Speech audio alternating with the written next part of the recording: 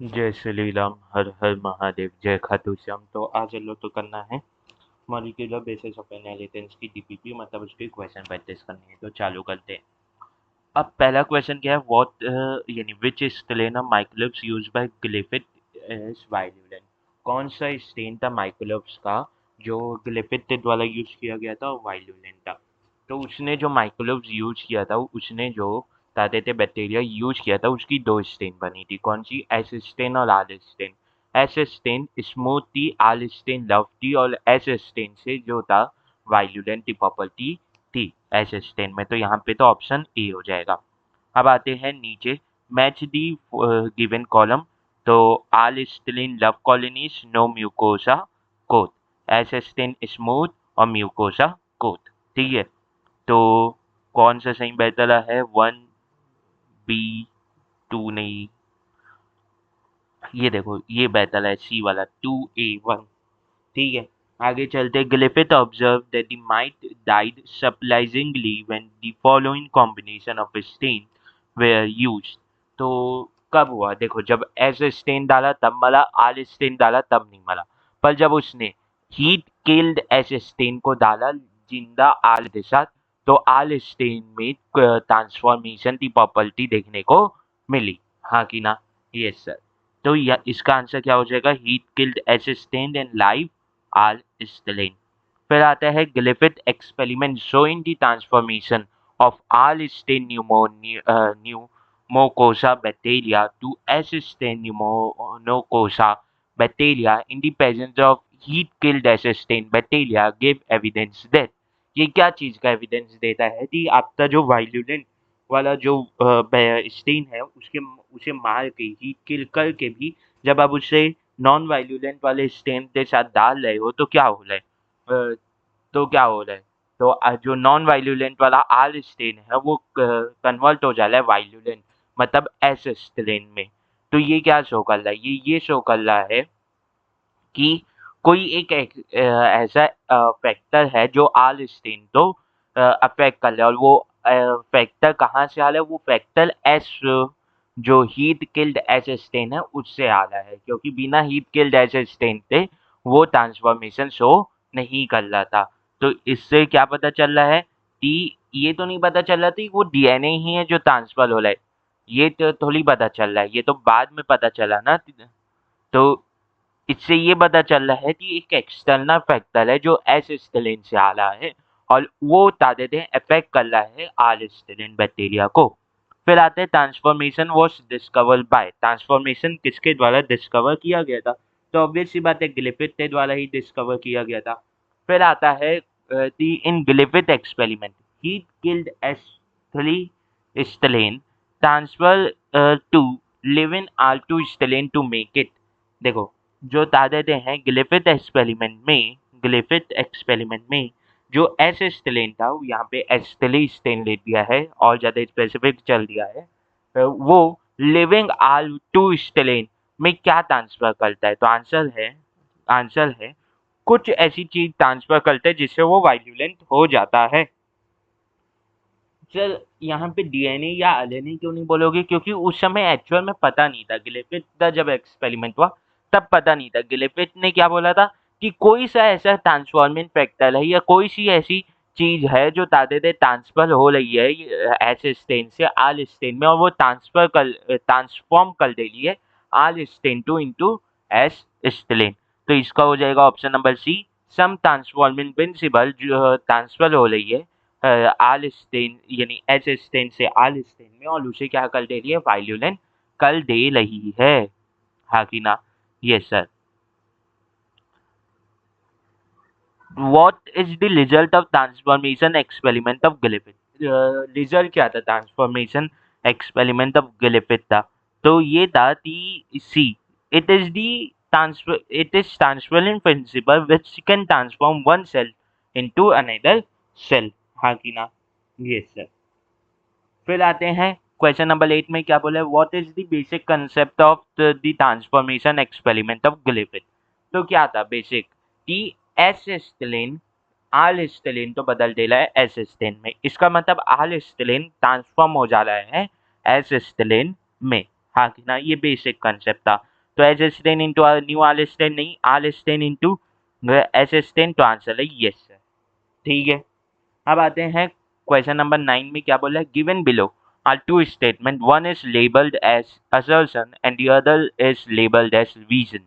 Assertion क्या बोला है, in Griffith experiment when streptococcus pneumoniae bacteria are grown on culture plates, some produce smooth shiny colonies while other produce rough colonies. Reason क्या बोला है, एसिस्टिलिन bacteria have polysaccharide have mucus polysaccharide coat while allistin does not. In the light of the above statement, choose the correct answer of the given following.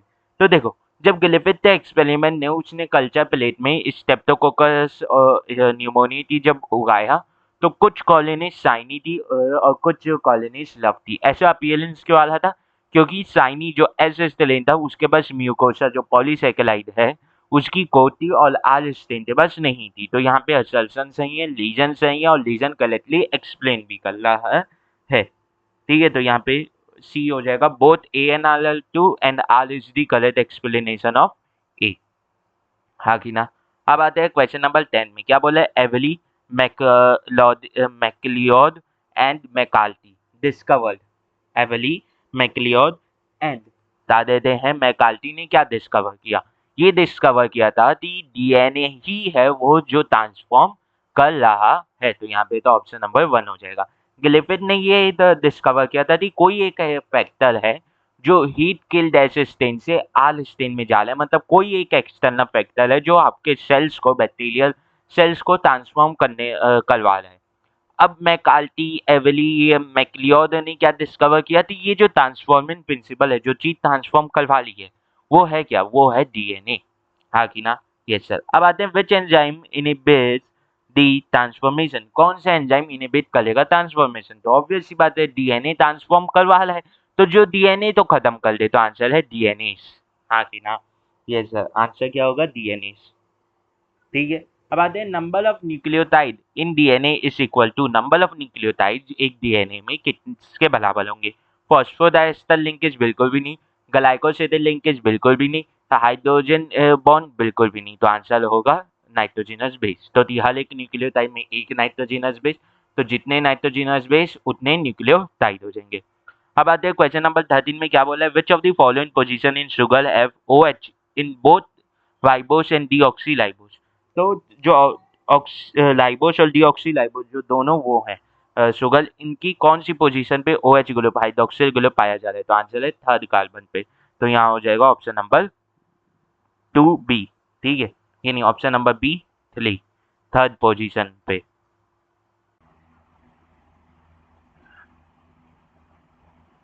ठीक है, तो अब आते हैं क्वेश्चन नंबर 14 में, क्या बोल रहा है, which type of bond present in ribose sugar and purine in nucleoside. Nucleoside में जो लाइबोस शुगर रहता है और नाइट्रोजनस बेस जो प्यूलिन रहता है, उसके बीच में कौन सा बॉन्ड प्रेजेंट रहता है, उसके बीच में कौन सा बॉन्ड प्रेजेंट रहता है। तो ये बात याद रखना हमेशा, प्यूलिन का 9th कार्बन और जो ताते हैं वो है शुगर का फर्स्ट कार्बन हमेशा जुड़ेगा, तो N9C1 ग्लाइकोसिडिक लिंकेज देखने को मिलता है। फिर आता है which of the following is और आर प्रेजेंट इन डीएनए। तो साइटोसिन प्रेजेंट रहता है, डीऑक्सीराइबोस प्रेजेंट रहता है, फॉस्फेट प्रेजेंट रहता है, तो ऑल हो जाएगा। फिर आता है यूलिडीन इज अ, यूलिडीन है क्या, तो यूलिडीन एक न्यूक्लियोसाइड है। यूलिडीन क्या है, एक न्यूक्लियोसाइड है, मतलब जो यूरेसिल है नाइट्रोजनस बेस जब वो मिलता है लाइबोस शुगर के साथ, तो वो जो न्यूक्लियोसाइड है उसका नाम यूरिडीन कहलाता है। फिर आता है read the statement carefully and choose the correct option. तो 5 methyl uracil is a base in DNA, तो आंसर है yes, it is a base और वो है थाइमीन। फिर आता है cytosine is a nucleotide in both RNA and DNA, answer है नहीं, आंसर है नहीं। ठीक है, फिर आता है बता देते हैं, फिर आता है T purine are 6 member compound, तो आंसर है नहीं। और फिर क्या आता है, both purine and pyrimidine are homocyclic compound, नहीं ये हेटेरोसाइक्लिक लिंक वो लेती है, रिंग लेती है, तो हेटेरोसाइक्लिक कंपाउंड हो जाते हैं। तो यहाँ पे क्या होगा, ओनली ए इज करेक्ट, हाँ कि ना, यस सर। फिर आता है nitrogenous bases are link to sugar by, तो आंसर है एन ग्लाइकोसिडेड बॉन्ड के द्वारा वो लिंक्ड रहते हैं, एन ग्लाइकोसिडेड बॉन्ड के द्वारा वो लिंक्ड रहते हैं। फिर आता है refer to the given statement and answer the question that follows, ठीक है, तो ये ये फोटो है, ठीक है, तो ये किसकी है, डीऑक्सीराइबोस की है, यहाँ पे फॉस्फेट ग्रुप आके जुड़ेगा और इससे नाइट्रोजनस बेस आके जुड़ेगा इस वाले कार्बन से। Addition of hydroxyl group on the second carbon at the place of H in the given statement make is a component of, तो ये जो सेकंड कार्बन है इसमें ये जो एच है इसकी जगह अगर हम लोग ओ एच जोड़ दें तो ये किसका वो बन जाएगा, किसका बेसिकली कंपोनेंट बन जाएगा, तो आंसर है ये बन जाएगा आपका, किसका कंपोनेंट बन जाएगा, ये लाइबोस शुगर बन जाएगी। फिर लाइबोस शुगर किसकी होती है, आरएनए दी कंपोनेंट। फिर आता है which of the following is not a nucleoside, कौन सा न्यूक्लियोसाइड नहीं है, तो ऑब्वियस सी बात है डीएनए एक पॉलीमर है, न्यूक्लियोसाइड से जब फॉस्फेट ग्रुप जोड़ता है न्यूक्लियोटाइड बनता है, ये मोनोमर हो जाता है, जब बहुत सारे न्यूक्लियोटाइड जोड़ते हैं तब जाते एक पॉलीमर बनता है जिसे लोग डीएनए बोल रहे हैं, तो डीएनए न्यूक्लियोसाइड तो नहीं है। अब आते हैं a nucleoside is form through a glycosidic linkage by joining, nucleoside कैसे बनता है, ग्लाइकोसिडेड लिंकेज बाय जॉइनिंग, किसे जॉइन करता है, तो आंसर है nitrogenous base with pentose sugar. फिर आता है a nitrogenous base is link to O H dash of pentose sugar through n glycosidyl linkage to form a dash, तो देखो जो एक नाइट्रोजनस बेस है वो किस ताते थे पेंटोस शुगर थे किस कार्बन थे, ओ एच से जुड़ता है, तो आंसर है फर्स्ट कार्बन थे, फर्स्ट कार्बन थे, ठीक है। और क्या बनाता है, न्यूक्लियोसाइड बनाता है, क्या बनाता है, न्यूक्लियोसाइड बनाता है, तो यहाँ पे ऑप्शन नंबर 2 हो जाता है। फिर आता है which of the following present in DNA, कौन सा प्रेजेंट है डीएनए में, तो लाइबोस प्रेजेंट है, बिल्कुल भी नहीं, यूरेसिल प्रेजेंट है, बिल्कुल भी नहीं, आंसर है प्यूलिन प्रेजेंट रहता है, प्यूलिन प्रेजेंट रहता है, एडेनिन एंड गुआनोसिन प्रेजेंट रहता है। फिर आता है which of the following which of the यानी which of the nitrogen base is named 5 methyl uracil, तो किसे 5 मिथाइल यूरेसिल बोला जाता है, तो आंसर है थाइमीन। फिर आता है which one of the following pairs of nitrogen bases of nucleic acid wrongly matched with the category mentioned against it, ठीक है, तो नाइट्रोजन बेस की कौन सी कैटेगरी यानी कौन से नाइट्रोजन बेस लॉन्ग कैटेगरी के साइड में लिखे गए हैं, तो आंसर है एडेनिन और थाइमिन, क्या प्यूलिन है, आंसर है बिल्कुल भी नहीं, थाइमिन प्यूलिन कहाँ होता है, पिलिमिडीन होता है, तो यहाँ पे लॉन्गली मैच बताना था, हम लोग तो पहला ही मिल गया। फिर आता है क्वेश्चन नंबर 26 में क्या बोला है, purine found both in DNA and RNA are, ऐसे प्यूलिन जो डीएनए और आरएनए दोनों में पाए जा रहे हैं ये कौन से हैं, तो आंसर है ये है आपके adenine and guanine, adenine and guanine, हाँ कि ना, यस सर। फिर आता है in nucleic acid N two base are of, जो न्यूक्लिक एसिड है इसमें एन टू बेस कितने प्रकार के हैं, सोचो इसमें एन टू बेस कितने प्रकार के हो सकते हैं, तो आंसर है एक न्यूक्लिक एसिड में एन टू बेस कितने प्रकार के होते हैं, तो 2 प्रकार के होते हैं, प्यूलिन एंड पिलिमिडीन, प्यूलिन एंड पिलिमिडीन, हाँ कि ना, यस सर। फिर आता है दी 5 प्लाइन यानी the three prime 5 prime phosphodiester linkage inside a polynucleotide serve to join, ये जो टी टू 5 प्राइम जो वो फॉस्फोडाइस्टर लिंकेज होती है ये किसे सर्व करती है ज्वाइन करने से, तो आंसर है एक न्यूक्लियोटाइड तो दूसरे न्यूक्लियोटाइड से जोड़ने में ये मदद करती है। फिर आता है consider the following statement glycosidic linkage between one यानी first carbon of sugar and position N1 in pyrimidine, ठीक है, क्या ऐसा होता है कि पिलिमिडीन तब फर्स्ट नाइट्रोजन जाके जुड़ता है फर्स्ट कार्बन से, क्या है पिलिमिडीन था फर्स्ट नाइट्रोजन जाके जुड़ता है फर्स्ट कार्बन से, तो आंसर है यस। और प्यूलिन था नाइन्थ सॉरी पिलिमिडीन था क्या फर्स्ट नाइट्रोजन जाके जुड़ता है फर्स्ट कार्बन से शुगर के, तो आंसर है यस। पर पिलिमिडीन में 9th कार्बन जाके जुड़ता है फर्स्ट कार्बन से, 9th नाइट्रोजन जाके जुड़ता है फर्स्ट कार्बन से शुगर के। ठीक है, in DNA strand nucleotide are link together by phosphodiester bond. तो आंसर है यस, ये भी सही है, स्टेटमेंट 1 भी सही है और स्टेटमेंट 2 भी सही है। तो both statement 1 and 2 are correct. फिर आता है 5 prime end of polynucleotide chain contains. 5 prime end of polynucleotide chain क्या कंटेन करता है? तो आंसर है फॉस्फेट ग्रुप कंटेन करता है। In a 100 base pair linear DNA, the number of phosphodiester bond and glycosidic bond respectively are। तो यहाँ पे 100 base pair of the linear DNA बोला है, तो ग्लाइकोसिडिक बॉन्ड कितने लेंगे? आंसर है 200। ठीक है, तो एक बेस पेयर में 2 बेसेस आएंगे और हर एक बेस में एक वो रहेगा, ये नहीं, हर एक बेस में एक ग्लाइकोसिडिक लिंकेज रहेगा, बॉन्ड रहेगा। तो ये तो 200 हो गए। वहीं अगर मैं इसकी बात करूँ तो यहाँ पे फॉस्फोडाइस्टर बॉन्ड, तो समझना, अगर मुझे 11 उसे जोड़ना है, किसे 11 पॉलीन्यूक्लियोटाइड, 11 न्यूक्लियोटाइड तो जोड़ना है, तो मुझे 10 वो लगेंगे क्या, फॉस्फोडाइस्टर बॉन्ड। मतलब जितने न्यूक्लियोटाइड आपको जोड़ना है उससे एक कम आपको क्या लगेगा, फॉस्फोडाइस्टर बॉन्ड लगेगा। तो अगर 100 बेस पेयर हैं, तो अगर यहाँ पे 100 न्यूक्लियोटाइड और यहाँ पे 100 न्यूक्लियोटाइड जोड़ना है, तो यहाँ पे आपको 99 वो लगेंगे फॉस्फोडाइस्टर बॉन्ड और इस स्टेलेन में आपको 99 फॉस्फोडाइस्टर बॉन्ड लगेंगे। मतलब टोटल में कितने लगेंगे? 198 फॉस्फोडाइस्टर बॉन्ड लगेंगे। तो 198 फॉस्फोडाइस्टर बॉन्ड एंड 200 आपको ग्लाइकोसिडेट लिंकेज या ग्लाइकोसिडेट बॉन्ड देखने को मिलेंगे। फिर आता है in polynucleotide chain of 10 nucleotide which is correct. तो आंसर है 10 न्यूक्लियोटाइड की जो पॉलीन्यूक्लियोटाइड चेन है, इसमें आपको 10 ग्लाइकोसिडेट बॉन्ड देखने को मिलेंगे।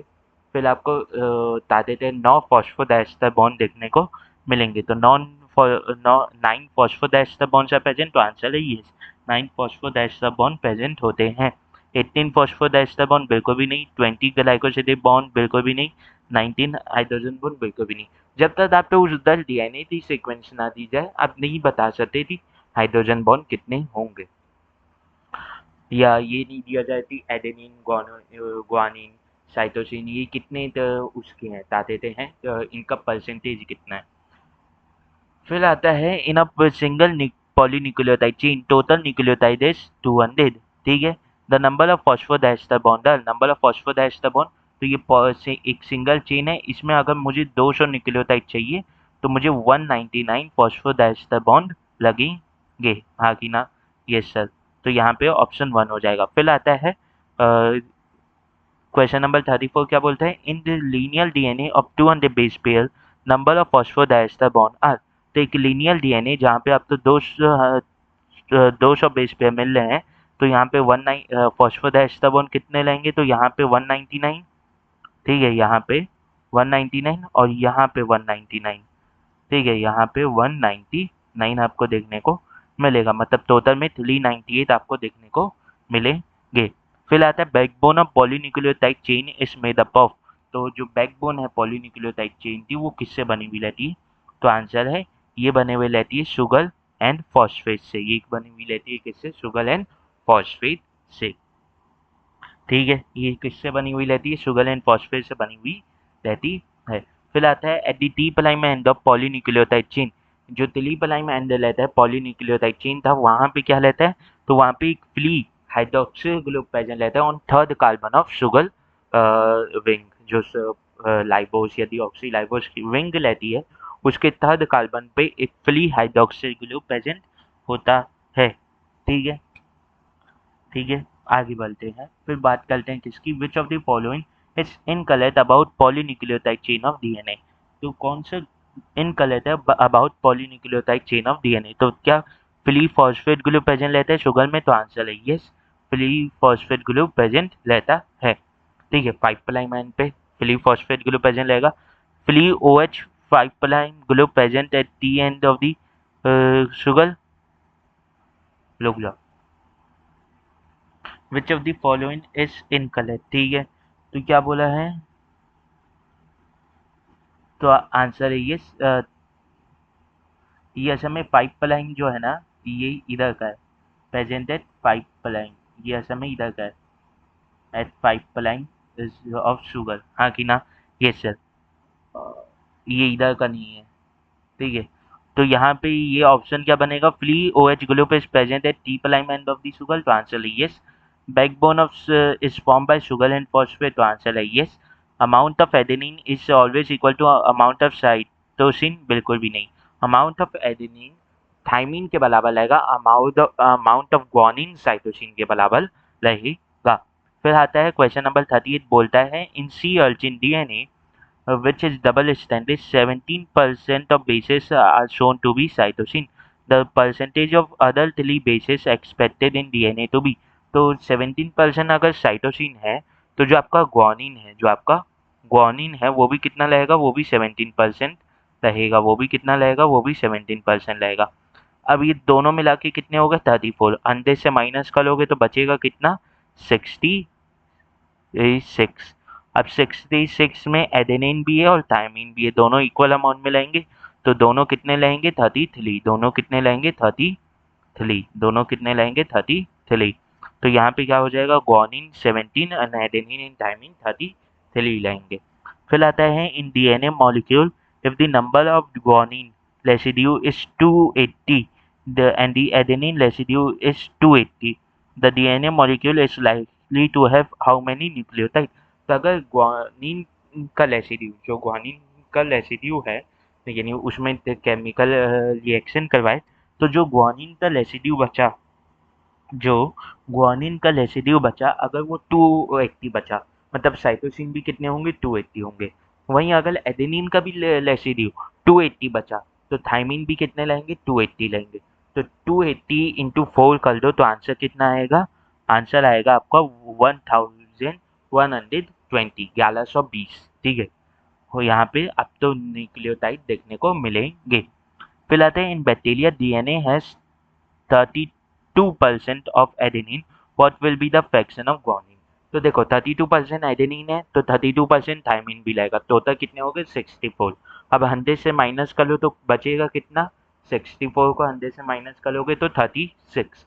36 बाई 2 कर लो, बचेगा 18, तो 18% ग्वानिन होगा और फिर 18% क्या रहेगा? साइटोसिन रहेगा।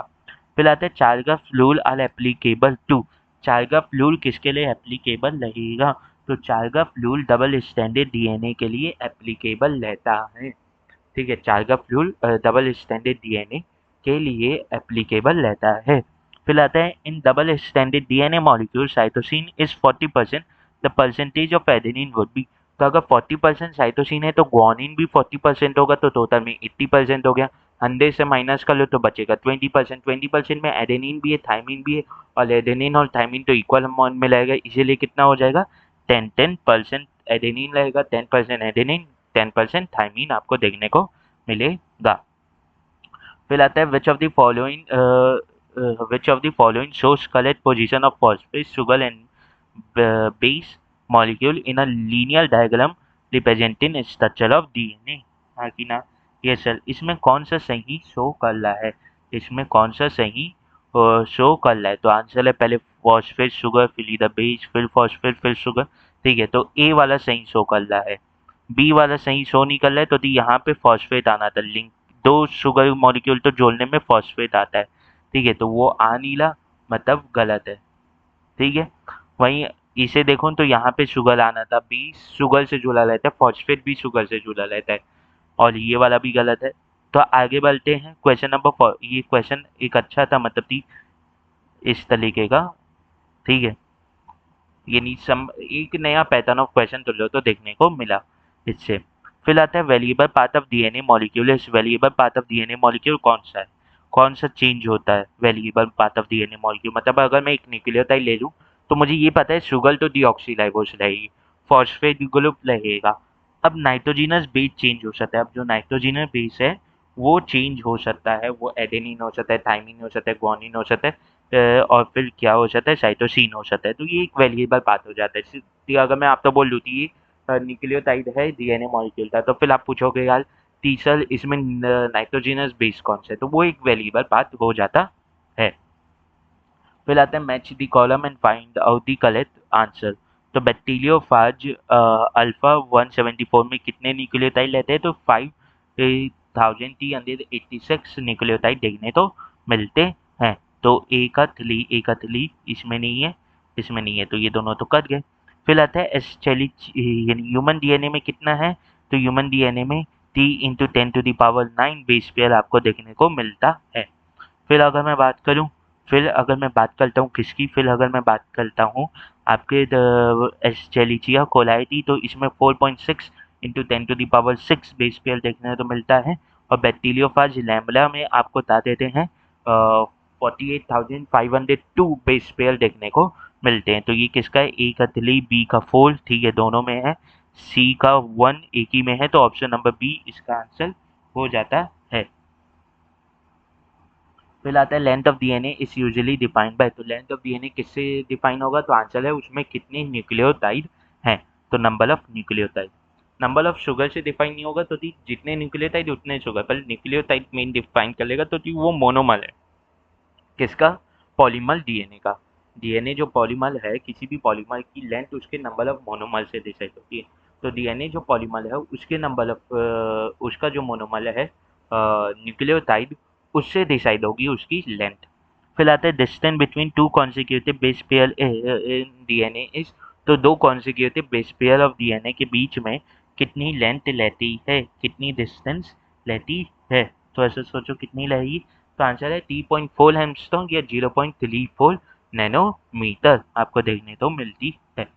फिर आता है which of the following statement is correct, कौन सा स्टेटमेंट गलत है, तो adenine pair with thymine through 2 hydrogen bond, तो आंसर है यस, ये पहला स्टेटमेंट ही आपको करेक्ट देखने को मिल जाता है, पहला स्टेटमेंट ही आपको करेक्ट देखने को मिल जाता है।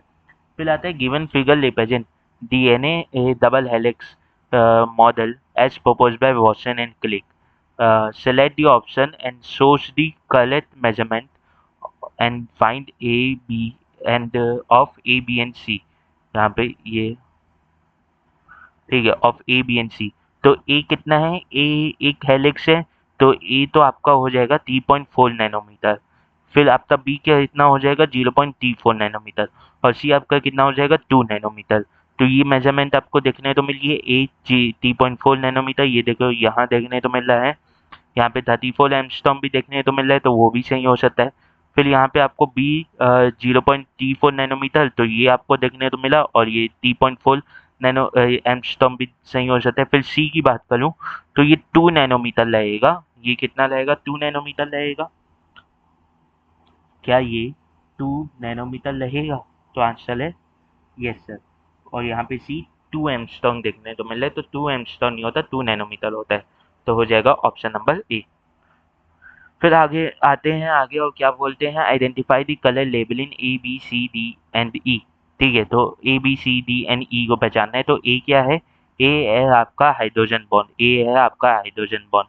फिर आपका डी क्या है, डी है फॉस्फेट ग्रुप, डी क्या है फॉस्फेट ग्रुप, या आप बोल सकते हो 5 प्राइम एंड है, डी आपका क्या है 5 प्राइम एंड है, ठीक है। फिर आपका ई क्या है, ई है आपका पिलिमिडीन, और बी क्या है आपका प्यूलिन। तो यहाँ पे देखो दो विंग जैसा दिख रहा है ना, एक ये विंग फिर ये एक लिंक, और प्यूलिन में आपको एक ही विंग देखने तो, ये नहीं पिलिमिडीन में आपको एक ही लिंक देखने तो मिल रहा है। फिर सी है आपका शुगर, सी है आपका शुगर, तो ये पेंटो शुगर है, कौन सा डिऑक्सीराइबोस, तो टी डबल स्टैंड आपको देखने तो मिल रहा है। तो हेक्सो शुगर ये नहीं होगा, हेक्सो शुगर नहीं होगा। फिर बी क्या है, प्यूलिन है, तो यहाँ पे बी पिलिमिडीन दे दिया है, तो ये ऑप्शन नंबर डी होगा, ठीक है। फिर आते हैं क्वेश्चन नंबर किस पे, 51 पे, क्या बोला है, which of the which will be the correct gene expression pathway, तो करेक्ट जीन एक्सप्रेशन पाथवे क्या होगा, तो जीन से पहले ट्रांसक्रिप्शन होते एमआरएनए बनेगा, फिर ट्रांसलेशन होते प्रोटीन बनेगा, तो ऑप्शन नंबर सी। फिर आते हैं 52 में, क्या बोला है, तो 52 में लेबल ए बी और सी, तो ए क्या है रेप्लिकेशन, बी क्या है, बी है आपका बता देते हैं ट्रांसक्रिप्शन, और सी क्या है आपका एमआरएनए, तो रेप्लिकेशन ट्रांसक्रिप्शन और एमआरएनए, ऑप्शन नंबर सी हो जाता है। फिर आता है तीतली, क्या बोला है, the following figure represent replication, ठीक है, तो the following figure represent replication, यानी रिप्रेजेंट डी, तो ये रेप्लिकेशन इसके लिए लिखा हुआ है, ये रेप्लिकेशन इसके लिए लिखा हुआ है। तो ये फॉलोइंग फिगर जो है ये किसे रिप्रेजेंट कर रहा है, तो आंसर है ये सेंट्रल डोग्मा तो रिप्रेजेंट कर रहा है। ठीक है, कि किस रिप्रेजेंट कर ले, सेंट्रल डोग्मा को। फिर आता है हु प्रपोज सेंट्रल डोग्मा, तो आंसर है कि सेंट्रल डोग्मा किसने प्रपोज की थी, तो आंसर है क्लिक ने सेंट्रल डोग्मा प्रपोज की थी। ठीक है, तो अब क्वेश्चन नंबर 55 में आते हैं। क्या बोल रहे थे, the diagram shows an important concept in the genetic implication of DNA, fill in the blanks A to C. तो ए क्या है, ए बेसिकली है ट्रांसक्रिप्शन, बी क्या है, बी है ट्रांसलेशन, और सी क्या है कि किसने प्रपोज किया था, ये चीज किसने प्रपोज की थी। तो ये बेसिकली है क्या, ये चीज है बेसिकली सेंट्रल डोग्मा। इसे कौन प्रपोज किया था, क्लिक। तो फ्रैंकलिन नहीं, वॉटसन नहीं, चार्गफ नहीं, क्लिक। सिंपल सा आंसर है। अगर मैं देखूं तो ए भी मैच कर रहा है, बी भी मैच कर रहा है। फिर आते हैं क्वेश्चन नंबर 56 में। क्या बोला, which does not follow central dogma of molecular biology. इनमें से कौन सा central dogma of molecular biology तो फॉलो नहीं करेगा, तो ऑब्वियस सी बात है HIV फॉलो नहीं करेगा। HIV इज अ वायरस और सेंट्रल डोग्मा उसने बता देते हैं सेल्स के लिए दी थी। HIV is virus which is not a complete cell. ठीक है, अब आते हैं क्वेश्चन नंबर 57 में। क्या बोले, identify the correct order of organisation of genetic material from largest to smallest. तो लार्जेस्ट मटेरियल से स्मॉलेस्ट, तो सबसे पहले क्या होगा देख लेते हैं। इसमें जीनोम दिया है, क्रोमोसोम दिया है, न्यूक्लियोटाइड दिया है, जीन दिया है। तो देखो सबसे पहला जीनोम होगा, हाँ कि ना, यस सर। फिर तो जीनोम हमारा पूरा हैप्लॉइड सेट हो जाता है। फिर उस जीनोम में 23 क्रोमोसोम आते हैं, तो एक एक क्रोमोसोम छोटे सेट हो गए ना। फिर इसमें आते हैं जीन, फिर इसमें आते हैं जीन। फिर जीन किससे बने हुए रहते हैं, जीन बने हुए रहते हैं, बता देते हैं पेयर्स ऑफ न्यूक्लियोटाइड, हाँ कि ना, यस सर। तो पहले आएगा जीनोम, फिर क्रोमोसोम, फिर जीन, फिर न्यूक्लियोटाइड। तो यहाँ पे ऑप्शन नंबर बी आपको देखने को मिल जाता है। फिर आते हैं क्वेश्चन नंबर 58 में। क्या बोला, हिस्टोन साल, हिस्टोन क्या लेते हैं, बेसिकली पॉजिटिवली चार्ज लेते हैं, और क्या लेते हैं, बेसिक इन नेचर लेते हैं। तो positively charge and basic protein, क्यों, क्योंकि डीएनए नेगेटिवली चार्ज लेता है और एसिडिक लेता है। फिर आते हैं क्वेश्चन नंबर 59 में। क्या बोलता है, the the association of histone H1 with the nucleosome indicate, ये क्या इंडिकेट कर रहा है, ये क्या इंडिकेट कर रहा है कि एक हिस्टोन H1 का न्यूक्लियोसोम में आके बंधना, जो न्यूक्लियोसोम है इसमें ये जो C है, देखो यहाँ पे एक न्यूक्लियोसोम था वो दिया हुआ है डायग्राम, ठीक है, ये देखो ये न्यूक्लियोसोम था, डायग्राम दिया हुआ है। तो ये जो C है यही H1 प्रोटीन है, यही क्या है, H1 प्रोटीन है, हाँ कि ना, ये सर, यही क्या है, यही H1 प्रोटीन है। तो इसी का ये जो न्यूक्लियोसोम है इसमें आके बंधना क्या कहलाता है, किस चीज को रिप्रेजेंट करता है, तो आंसर है कि डीएनए कंडेंस हो चुका है क्रोमैटिन फाइबर के फॉर्म में। अगर ये आगे बंधेगा नहीं तो वो क्रोमैटिन फाइबर के फॉर्म में कंडेंस नहीं होगा, सिंपल सी बात है। रेप्लिकेशन के समय तो थोड़ा सा खुलता है, फिर आता है डीएनए हेलिक्स इज एक्सपोज, बिल्कुल भी नहीं। ट्रांसक्रिप्शन इज सर्कुलेंट, बिल्कुल भी नहीं बेसिकली। अब आते हैं, refer the given figure of nucleosome and select the option that correctly identifies the path A B and C. तो ए कौन सा पाथ है, ये, ठीक है, ये पाथ ए है, और ये जो पाथ है ये बी है, और ये तो सी है। तो ए क्या है, ए तो अपना क्या है, histone octamer, histone octamer. B जो है वो अपना डीएनए है, बी जो है वो अपना डीएनए है। और सी क्या है, सी है आपका H1 प्रोटीन, सी क्या है आपका H1 प्रोटीन, हाँ कि ना, ये सर। तो ए आपका क्या है, ए है हिस्टोन ऑक्टामर, बी है डीएनए, और सी है हिस्टोन प्रोटीन। तो थर्ड हो जाएगा, तो थर्ड किस में है, सी में, ठीक है। अब आते हैं क्वेश्चन नंबर 51 में, यानी 61 में। क्या बोल रहा है, statement 1, in prokaryotes the positively charge DNA is held with negatively charge protein in a reason called nucleoid. तो आंसर है बिल्कुल भी नहीं, पॉजिटिवली चार्ज डीएनए नहीं होता, नेगेटिवली चार्ज डीएनए होता है। फिर आते हैं, in eukaryotes negatively charge DNA is swapped around positively charge histone octamer to form nucleosome. तो आंसर है यस सर। तो यहाँ पे statement 1 is incorrect, but statement 2 is true हो जाएगा। फिर आते हैं क्वेश्चन नंबर 62 में। क्या बोलते हैं, histones are rich in basic amino acid residue. तो किस बेसिक अमीनो एसिड में ये रिच होते हैं, किस बेसिक अमीनो एसिड में ये रिच होते हैं, तो कौन से, आंसर है लाइसिन एंड आर्जिनिन। ये सिंपल सा क्वेश्चन है। फिर आते हैं, चूज दी करेक्ट वन, इसमें से करेक्ट वन पता लगाना है। तो ए क्या है, ए तो अपना है डीएनए, ए क्या है, ए अपना है डीएनए, बी क्या है? बी है अपना न्यूक्लियोसोम, बता देते हैं।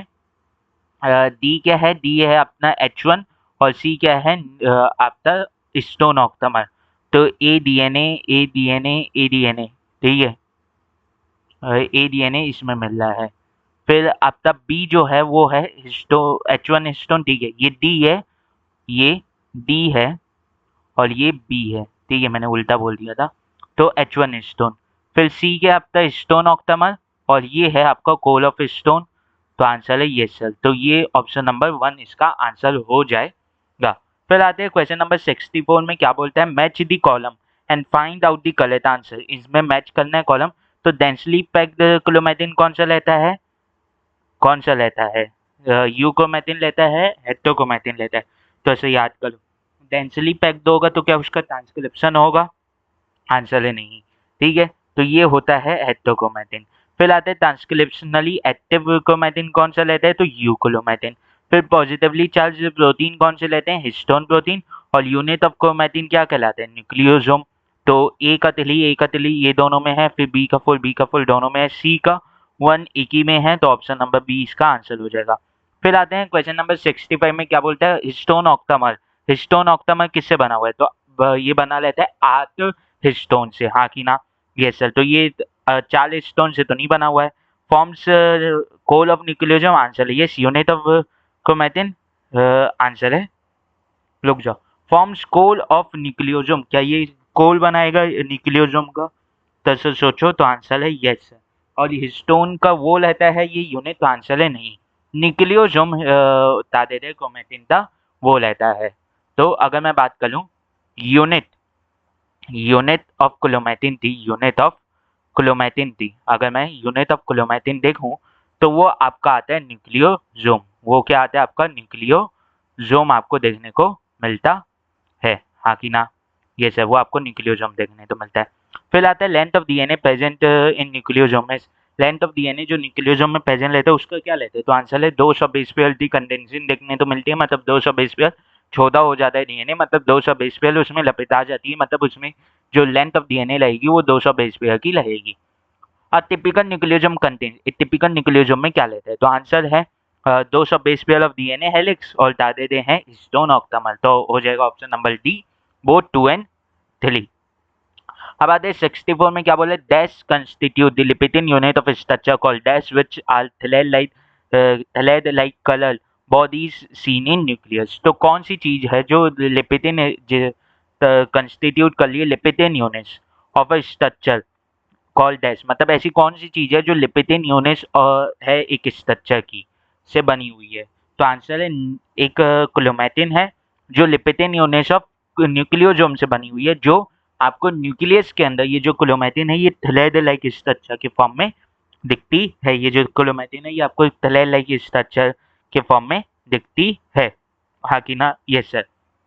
तो न्यूक्लियोसोम जो है वो लिपिडिन यूनिट्स बनाते हैं एक स्ट्रक्चर के जिसका नाम है क्रोमेटिन, और क्रोमेटिन आपको थ्रेड लाइक स्ट्रक्चर के फॉर्म में दिखती है न्यूक्लियस में।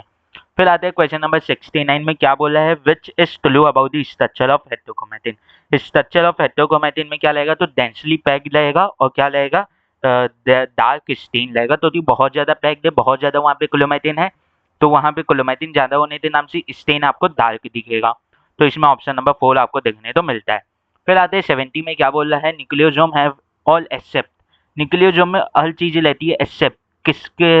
एक्सेप्ट, तो आंसर है न्यूक्लियोसोम में क्या नहीं रहता? तो आंसर है उसमें लिंकल डीएनए और एनएससी, एनएससी नहीं रहते, ठीक है, नॉन हिस्टोन जो वो लेते हैं वो नहीं लेते, कॉम्प्लेक्स नहीं लेते। फिर आते हैं find out the number of nucleosome present in a human cell. कितने नंबर ऑफ न्यूक्लियोसोम एक ह्यूमन सेल में पाए जाएंगे? तो इसे कैसे निकालेंगे? इसे भी निकालने का तरीका बड़ा आसान है। क्या करो, क्या करोगे बताओ, कैसे पता लगाओगे? तो ऐसा सोचो, सोचो सोचो, द नंबर ऑफ न्यूक्लियोसोम एक ह्यूमन सेल में कितने पाए जा रहे हैं ये कैसे पता लगाएंगे? कैसे पता चलेगा मियाँ, कैसे पता चलेगा, कैसे पता चलेगा? तो ऐसा सोचो, दिमाग में आ रहा है कुछ? तीन न्यूक्लियोसोम के बारे में पढ़ा होगा कुछ, कि कैसे पता लगाते हैं कि हमारे में कितने तादाद बेस पेयर हैं, ह्यूमन में कितने बेस पेयर हैं, न्यूक्लियोसोम में कितने बेस पेयर चल रहे हैं, इससे कुछ पता चलेगा? कैसे कुछ पता चलेगा? थोड़ा सा दिमाग लगाओ। क्या इससे कुछ पता चलेगा?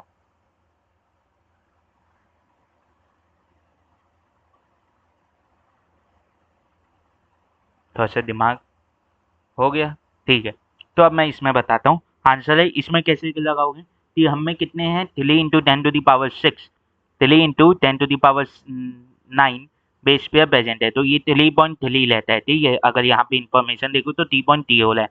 अब इसे 200 से डिवाइड कर दो तो 200 न्यूक्लियो बेस पेयर आपको एक न्यूक्लियोसोम में देखने को मिलेंगे। तो आंसर क्या आ जाएगा? आंसर आ जाएगा 16.5 16.5 × 10⁻7 बेस पेयर, हाँ कि ना? ये सर। और 10⁻7 क्या होता है? आंसर है 10⁻7, सॉरी 16.5 नहीं होगा, 1.6 होगा, 1.65 इंटू 10⁻7। अगर मैं इसे 10⁻6 में बदलने चाहूँ तो वो ये हो जाएगा 16.5 इंटू 10⁻6, और 10⁻6 जो है वो मिलियन होता है, 10⁻6 1 मिलियन होता है, तो इतना क्या हो जाएगा? 16.5 मिलियन। तो ऑप्शन नंबर 1 यहाँ पे आप तो आंसर देखने को मिलेगा। फिर आते हैं DNA packaging in eukaryote is done by the formation of, तो आंसर है न्यूक्लियोसोम के फॉर्मेशन से की जाती है। फिर आते हैं क्वेश्चन नंबर 73 में क्या बोलते हैं? क्वेश्चन नंबर 73 ये बोलता है कि based on staining structure which is seen under electron microscope are, तो बेस्ड ऑन स्टीन स्ट्रक्चर जो आपको इलेक्ट्रॉन माइक्रोस्कोप के अंदर दिखता है वो स्ट्रक्चर है क्या? तो वो जो बीज आपको दिखती हैं वो बेसिकली आपके न्यूक्लियोसोम्स हैं, हाँ कि ना? Yes sir. Which of the यानी which is the transcriptionally inactive chromatin, कौन सा ट्रांसक्रिप्शनली इनएक्टिव क्रोमैटिन है? तो आंसर है हेटेरोक्रोमैटिन। फिर आता है विच is the transcriptionally active chromatin, तो आंसर है यूक्रोमैटिन। फिर आता है what are those structures that appear as beads on a stain in chromosome when viewed under the electron microscope, वो कौन से स्ट्रक्चर हैं जो ऐसा बीज ऑन स्टीन की तरह अपीयर होते हैं क्रोमोसोम में जब उन्हें आप इलेक्ट्रॉन माइक्रोस्कोप के अंदर देखोगे? तो आंसर है वो न्यूक्लियोसोम्स लेते हैं। फिर आते हैं 77 में क्या बोला है? Segment of DNA AGC TTCGAA, ये दादे दे आपको इस सीक्वेंस दे दी है। The has lost first base, इसमें फर्स्ट बेस लॉस हो गया है, इसमें जो फर्स्ट बेस था वो लॉस हो गया। Assuming the translation stars from the next base the effect would be, मान लेते हैं कि अगले बेस से मतलब ए से जैसे अगर मैं मान लूँ इसमें ए लॉस्ट हो गया तो अगले बेस से ये चालू होता है, तो क्या चेंज आएगा? क्या इफेक्ट होगा? क्या इफेक्ट हो सकता है? पहले खुद से सको। पहले ये हो सकता है कि आपका अमीनो एसिड जो आके जुड़ने वाला था वो वाला ना जुड़े, इससे क्या होगा? पूरे अमीनो एसिड ही आपकी जो सीक्वेंस रहेगी वो बदल जाएगी, हाँ कि ना? ये सर। तो no change in polypeptide form, answer है नहीं। Only first amino acid will be different, तो आंसर है नहीं। एक डिलीट हुआ तो बाकी सब में भी चेंज आ जाएंगे। A complete change in type and sequence of amino acid, तो आंसर है यस, क्योंकि पहले ये 3 एक वो थे कोडॉन, अब ये 3 एक कोडॉन है। ठीक है, फिर ये 3 एक कोडॉन बन गए, हाँ कि ना? पहले ये 3 एक कोडॉन थे और फिर पहले ये 3 एक कोडॉन थे, पर अब ये 2 बस खाली बचले हैं, हाँ कि ना? फर्स्ट बेस पे रिमूव होने के बाद तो वो आपका पूरा अमीनो एसिड की चेन ही चेंज हो जाती है। Last amino acid of the polypeptide will be different, तो आंसर है yes it will be different but पूरी चेन अफेक्ट होगी। अब आते हैं क्वेश्चन नंबर 78 में क्या बोला है? RNA possesses additional dash group at dash position of the sugar than DNA, तो आंसर है OH ग्रुप प्रेजेंट रहता है किधर? आपके दादे दे सेकंड पोजीशन पे, सेकंड पोजीशन पे, तो ऑप्शन नंबर सी आपको देखने तो मिलता है। अब आते हैं क्वेश्चन नंबर 79 में क्या बोला है? जय माता दी। क्या बोला है? Which statement is incorrect about nucleic acid, कौन सा स्टेटमेंट गलत है न्यूक्लिक एसिड के बारे में? तो DNA is dependent on RNA for the synthesis of protein, तो आंसर है yes, DNA and RNA both function genetic material, क्या डीएनए और आरएनए दोनों जेनेटिक मटेरियल की तरह काम करते हैं? तो आंसर है DNA most of the cell में और आरएनए आपके वायरसेस में, कुछ वायरसेस में जैसे बैक्टीरियोफाज हो गया, आपका टोबैको मोज़ेक वायरस हो गया, इनमें काम करता है। वहीं आता है DNA being more stable is preferred genetic material, but the transmission of genetic information RNA is better. तो आंसर ये सही, बिल्कुल सही है। फिर आता है इन some viruses DNA is the genetic material for tobacco mosaic virus and QB bacteriophage। तो आंसर है नहीं, इनमें RNA रहता है। तो ये इनकरेक्ट स्टेटमेंट हो जाता है, इसीलिए ऑप्शन नंबर डी। तो यहाँ पे हमें इनकरेक्ट स्टेटमेंट ही पता लगाना था। फिर आते हैं क्वेश्चन नंबर 80 में, क्या बोला है, which of the following is absent in RNA. इनमें से कौन सा एब्सेंट रहता है आरएनए में। तो आंसर है 5 मेथाइलयूरेसिल, जो थाइमीन रहता है वो एब्सेंट रहता है आपके आरएनए में। फिर आता है RNA is genetic material in. RNA किस में जेनेटिक मटेरियल रहता है, तो Q B bacteriophage and tobacco mosaic virus. तो आंसर हो जाएगा बोथ 1 एंड 2, बोथ 1 एंड 2 यहाँ पे आपको आंसर देखने को मिलेगा। फिर आते हैं क्वेश्चन नंबर 82 में, क्या बोला है, mark the incorrect statement. Incorrect statement mark कीजिए। DNA is chemically less reactive than RNA. तो आंसर है yes. DNA is structurally more stable than RNA. Answer है yes. DNA is non catalytically active. तो answer है yes. RNA is catalytically inactive. तो answer है नहीं। RNA is catalytically active क्योंकि RNA जो लाइबोसोमल आरएनए रहता है उसमें कैटालिटिक एक्टिविटी आपको देखने को मिलती है during the process of translation. हाँ कि ना, ठीक है। अब आते हैं 80 में। 80 क्या बोला है, जीनोम ऑफ 174 बैक्टीरियोफाज में कितने न्यूक्लियोटाइड लेंगे। तो आंसर है 5386। हाँ कि ना, 5386 आपके पास न्यूक्लियोटाइड लेंगे।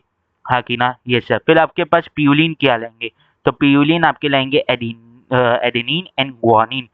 तो यहाँ पे ए का डी यानी ए का बी 2 का सी एक ही में मिल रहा है, तो यहाँ पे ऑप्शन नंबर डी आंसर हो जाता है। वैसे देख लेते हैं, कहते लेते का लेने आप तो लाइबोजाइम और आलेने इसमें देखने तो मिलेगा, और any change in DNA material mutation हो जाएगा। ठीक है, आगे बढ़ते हैं।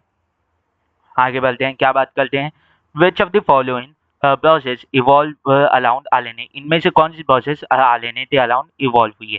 तो स्प्लाइसिंग इवॉल्व हुई है, ट्रांसलेशन ऐसा नहीं है आरएनए के अराउंड इवॉल्व हुई है, हाँ उसमें आरएनए आता है, तो चलो इसे अभी के लिए छोड़ देते हैं। फिर मेटाबॉलिज्म, तो आंसर है नहीं, एकदम आरएनए के अराउंड वो इवॉल्व नहीं हुई है, उसमें आरएनए का काम आता है पर नहीं।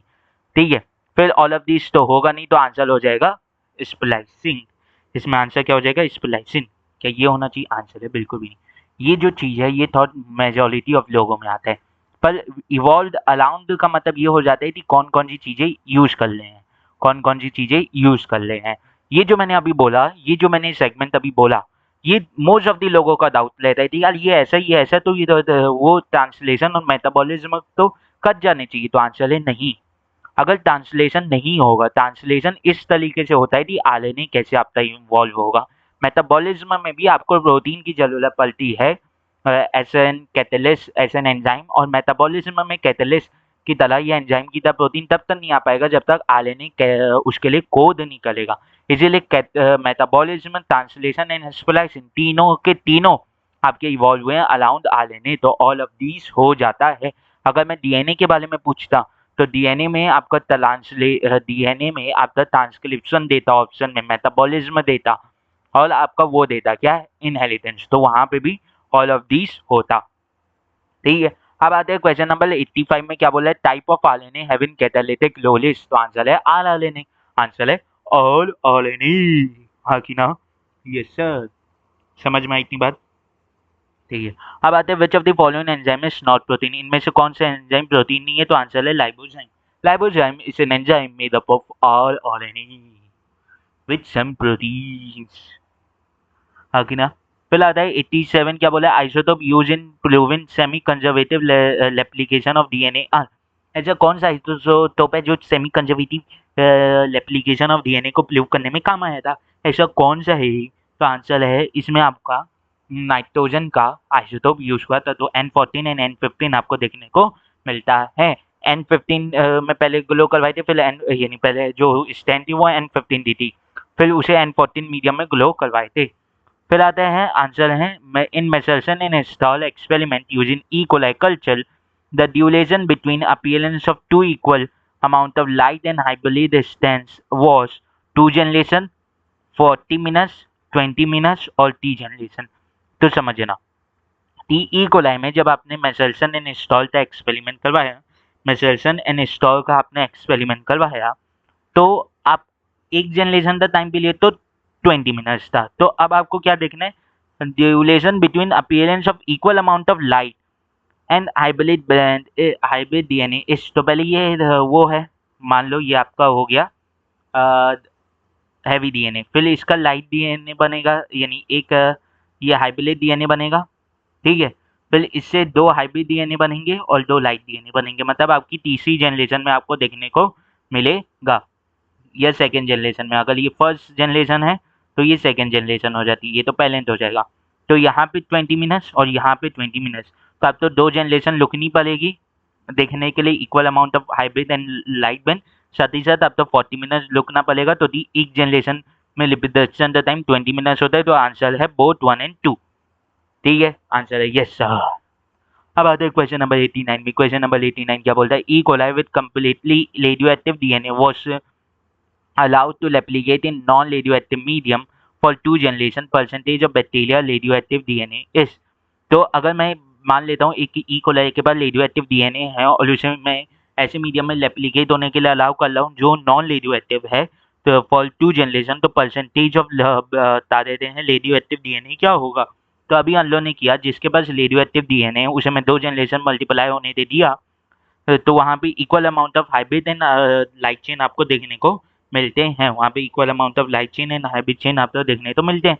तो हाइब्रिड चेन कहती है बता देते हैं रेडियो एक्टिव डीएनए, तो आंसर है 50% आपको देखने तो मिलते हैं। यहाँ पे सी मार्क हो गया, ये अलग प्रॉब्लम है, यहाँ पे सी मार्क हो गया, ए होगा आंसर, ठीक है 50%। फिर आता है Escherichia coli with complementary radio active DNA was allowed to replicate in non radio active medium for 2 generation, percentage of DNA with radio active DNA is, तो आंसर है 50%। ये यही क्वेश्चन है, सिर्फ थोड़ा सा वो कर दिया, लिखने का तरीका अलग कर दिया है, यहाँ पे कम्प्लीटली लिख दिया, यहाँ पे कॉम्प्लीमेंट्री लिख दिया है, ठीक है। अब आते हैं क्वेश्चन नंबर 91 में क्या बोला है, name the heavy isotope used by Meselson and Stahl for proving the semi conservative mode of DNA, तो आंसर है कौन सा आइसोटोप यूज हुआ था, तो आंसर है N15 वाला NH4Cl यूज हुआ था, N15 वाला NH4Cl यूज हुआ था।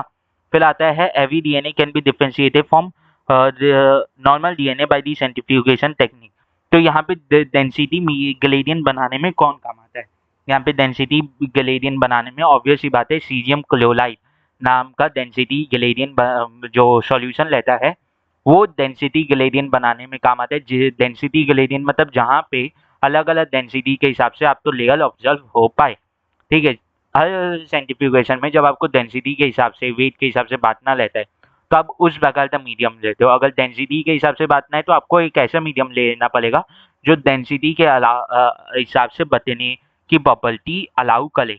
फिर आता है क्वेश्चन नंबर 93 में क्या बोला है, in Meselson and Stahl experiment for 4 generation of N14 DNA is dash if we start one cell with heavy DNA and glow into N14 source. तो यहाँ पे देखो हैवी डीएनए लिए मतलब N15 लिए, तो एक सेल लिए, एक सेल में मान लेते हैं ये एक जीनोम है, ठीक है। अब इसमें मान लेते हैं मैं कितने जनरेशन करवाया, 4 जनरेशन, तो यहाँ पे ये हैवी यानी ये हाइब्रिड, ये नॉर्मल, हाँ कि ना, यस सर। फिर यहाँ पे अगर मैं बोलूँ, यहाँ पे बोलूँ तो यहाँ पे ये तो हाइब्रिड, ठीक है, और ये नॉर्मल, हाँ कि ना, यस सर, ये आपको नॉर्मल देखने तो मिल जा रहा है। फिर यहाँ पे ये 2 जनरेशन हुई, फिर यहाँ पे एक हाइब्रिड और यहाँ पे ये भी हाइब्रिड, फिर ये नॉर्मल, ठीक है, फिर ये नॉर्मल और फिर ये वाला भी नॉर्मल, एक और, फिर एक और नॉर्मल आपको देखने तो मिलेगा, फिर एक और नॉर्मल आपको देखने तो मिलेगा और फिर एक और नॉर्मल देखने तो मिलेगा, ठीक है। अब इसी को क्या करो, इसी को है ना 2 की पावर में लगा दो, ये 2 की पावर में चल रहा है तो 2 की पावर 4 लगा दो, 2 की पावर 4 लगा दो, तो क्या होगा, 2 की पावर 4 लगाओगे तो क्या होगा, 2 की पावर 4 लगाओगे क्या होगा, 16 होगा, 16 आएगा। अब इसमें से 2 माइनस कर दो तो 2 हाइब्रिड डीएनए हमेशा रहेंगे, तो आंसर आ जाएगा 14, तो 14 एंड 14 वाला डीएनए लगेगा, मतलब नॉर्मल डीएनए लगेगा। तो आप तो 90 में ई ऑप्शन देखने तो मिल जाएगा। अब आते हैं 94 में क्या बोला, if generation time of E. coli is 20 minutes, and if we start with 16 number of E. coli having light DNA and glow it on heavy nitrogen source of 80 minutes, calculate the hybrid DNA. जय माता दी, माफ करना। ठीक, तो यहाँ पे 16 अल्लो ने लिए हैं, यहाँ पे अल्लो ने 16 ई कोलाई के सेल लिए हैं। तो बेसिकली क्या करो, उसे अल्लो ने 80 मिनट तक किया, तो यहाँ पे 4 जनरेशन अल्लो ले ले हैं। ठीक है, तो एक जनरेशन में 20 मिनट तक टाइम लग रहा है। ठीक है, तो यहाँ पे अल्लो 4 जनरेशन ले रहे हैं, तो क्या करोगे बेसिकली, क्या कर सकते हो basically, 16 number of E coli आपने ले लिए हैं। ठीक है, तो उसे लाइट डीएनए है और उसे हैवी नाइट्रोजन सोर्स में ग्लो कर रहे हैं। ठीक है, तो यहाँ पे क्या बोला है, T calculate having hybrid DNA, T कितने हाइब्रिड डीएनए आपको देखने को मिलेंगे। तो इसे कैलकुलेट करोगे तो कैसे करोगे, 16 लोगे, हाँ कि ना, 16 लाइट है। अब इसे तो बनाते जाओगे 4 जनरेशन तक। जब 4 जनरेशन तक बनाओगे तो मैं बता दे रहा हूँ, देखो 16 है तो 4 जनरेशन तक मैं बनाता हूँ, तो 16 नॉर्मल तो हर जनरेशन में कैरी होंगे, हाँ कि ना, यस सर। तो 16 फिर आपको देखने तो मिलेगा 16 इंटू 16 कितना हो जाएगा, कितना हो जाएगा बताओ, बताओ यार, 16 इंटू 16 कितना हो जाएगा, 256। अबे इतना सा मैथ्स नहीं कर पा रहे हो, क्या करोगे फिर फिजिक्स में, हाँ, इतना सा मैथ्स नहीं कर पा रहे हो फिजिक्स में, क्या करोगे, 2 इंटू 2 4 लिख के आओगे बस वहाँ पे, 2 इंटू 2 4 लिखने से हो जाएगा क्या वहाँ पे, मतलब कुछ भी करना है, हैं, कुछ भी करना है। अगर इतना सा मैथ्स नहीं हो रहा तो कैसे करोगे उसे फिजिक्स में, हाँ, फिजिक्स में लेट आना वहाँ पे, हमसे मैथ्स नहीं होती, लिखाना वो एमआर पे, लिखाना। अगर इतनी मैथ्स नहीं हो रही, इतनी मैथ्स तो अंत में करना ही पड़ेगा, उसका कोई चाला नहीं है बिना इतनी मैथ्स किए। तो ऐसे सोचो, सोचो बे, क्या होगा, 16 इंटू 16 256, क्या ऐसे ही जाएगा, ऐसे ही जाएगा, ऐसे ही जाएगा क्या, तो ऐसे सोचो सोचो सोचो सोचो सोचो सोचो सोचो, क्या ये ऐसे ही जाएगा क्या, ऐसे ही जाएगा, यस सर ऐसे ही जाएगा। यार मैं कई बार सोचता हूँ क्या कर रहे हो तुम लोग, यानी इतना सा मैच नहीं हो रहा तुम लोग से। अभी थोड़ा सा मैच करो, थोड़ा सा देखो मैच कैसे होता है। जाओ, बता देते हैं, क्लास 8 की बुक खोलो, यानी क्लास 2 की बुक खोलो, उसमें जाओ तो 16 का टेबल पढ़ो। नहीं, 16 का टेबल तो क्लास 1 में ही आ गया था, सॉरी, अल्लो में 16 का टेबल क्लास 1 में ही आ गया था शायद, मेले में मैं जहाँ पढ़ा 1 में ही आ गया था, नहीं 2 में आया था, 2 में आया था पक्का। हाँ बे, तो लोग हो ना कुछ भी करोगे यार, तो ऐसे सोचो कैसे होगा, कैसे होगा, कैसे होगा ले, 16 इंटू 16 256। तो मैं बता दूं, यहाँ पे तुम लोग से बात कर लो, तुम लोग 256 से आगे नहीं बढ़ पाए होगे, पक्का बता दे रहा हूँ। अब ये 16 इंटू, मैं बताता हूँ कैसे होगा, 16 इंटू 16 होगा 256। अब मैं 16 टू 16 से मल्टीप्लाई क्यों किया, क्या मैं इसीलिए मल्टीप्लाई किया तो इससे 16 और बनते, आंसर है नहीं, क्योंकि जब भी आई एक सेल से आपका कितना बन रहा है, एक सेल में आपको एक जनरेशन बाद पता करना रहता है, तो आप 2 की पावर n लगाते हो। अगर मैं वहां पे आपको n सेल्स दे दूं तो वहां पे आप क्या लगाओगे, n इंटू 2 की power n, capital N into 2 की पावर स्मॉल n, हाँ कि ना, यस सर।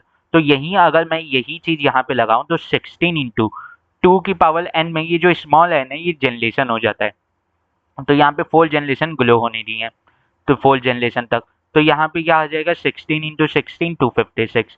अब एक बात याद रखना, 16 नॉर्मल डीएनए तो कैरी फॉरवर्ड होंगे ही, हाँ कि ना, 16 नॉर्मल डीएनए तो बनते ही लेंगे, तो आंसर क्या आ जाएगा 240, यहाँ पे आपको आंसर देखने को मिल जाएगा। देखो यही सब तो लोग नहीं कर पाते, मैं जहाँ पे लोग दिया वहीं पे लुके हुए सर करेंगे, हमारे पास हमें देखना ही नहीं है, हमें करना ही नहीं है, क्या आदत है ले, सुधर जाओ। वहाँ पे भी बोलोगे टीका सर आते और हमें कलवा जाते, कुछ भी मतलब, If we obtain 20 cells with hybrid DNA after grow in E. coli cells or for 50 gen, देखो यहाँ पे 50 जनरेशन दे दिया on N14 souls, calculate how many cells initially was present. बता देते हैं N15 DNA से कितने इनिशियली सेल्स प्रेजेंट थे। तो एक बात याद रखना, क्या याद रखोगी, क्या याद रखोगी, क्या याद रखोगी। टी यहाँ पे क्या बोला है कि यहाँ पे उल्टी चीज कर दिया है। अभी तक अल्लो तो दे रहा था इतनी प्रीवियसली सेल्स हैं, अब उन्हें इतनी जनरेशन तक अल्लो ने ग्लो किया और अल्लो तो पता चल रहा है कि इतने सेल जो हैं वो बढ़ रहे हैं, नॉर्मल बढ़ रहे हैं, इतने सेल्स हाइब्रिड बढ़ रहे हैं। तो समझना ये बात देखना कि यहाँ पे बोल दिया है कि यहाँ पे क्या बोला है कि आप एक्स अमाउंट ले लो इनिशियल सेल्स का जो हैवी डीएनए के साथ है, और आपको पता करना है कि अगर मुझे 50 जनरेशन के बाद 20 हाइब्रिड डीएनए मिल रहे हैं तो आपके पास कितने वो हैं नॉर्मल यानी हैवी डीएनए थे। तो बेसिकली देखो अगर 20 मिल रहे हैं तो ये किससे बने होंगे, ये आंसर है ये जो 20 हाइब्रिड डीएनए मिल रहे हैं इनमें एक एक ही स्ट्रैंड वो होंगे रेडियो एक्टिव, हाँ कि ना, एक स्ट्रैंड तो नॉर्मल होगा। तो एक बात याद रखो इसमें एक एक स्ट्रैंड जो है वो ही तो वो है ताते थे रेडियो एक्टिव, एक स्ट्रैंड नॉर्मल है। तो मतलब दो जो वो हैं जो हाइब्रिड डीएनए उनके हैवी एक एक हैवी स्ट्रैंड मिलके पहले क्या बना रहे थे, एक हैवी क्रोमोसोम बना रहे थे। तो अगर 20 तो अगर मैं 2 से डिवाइड कर लूँ तो पहले कितने थे, 10 क्रोमोसोम थे जिनके दोनों स्ट्रैंड अलग अलग हुए सेमी कंजर्वेटिव होने के कारण इन्होंने 20 hybrid strand over the 50 generation भी 20 हाइब्रिड स्ट्रैंड आपको देखने तो मिले। तो यहाँ पे आंसर आ जाता है 10।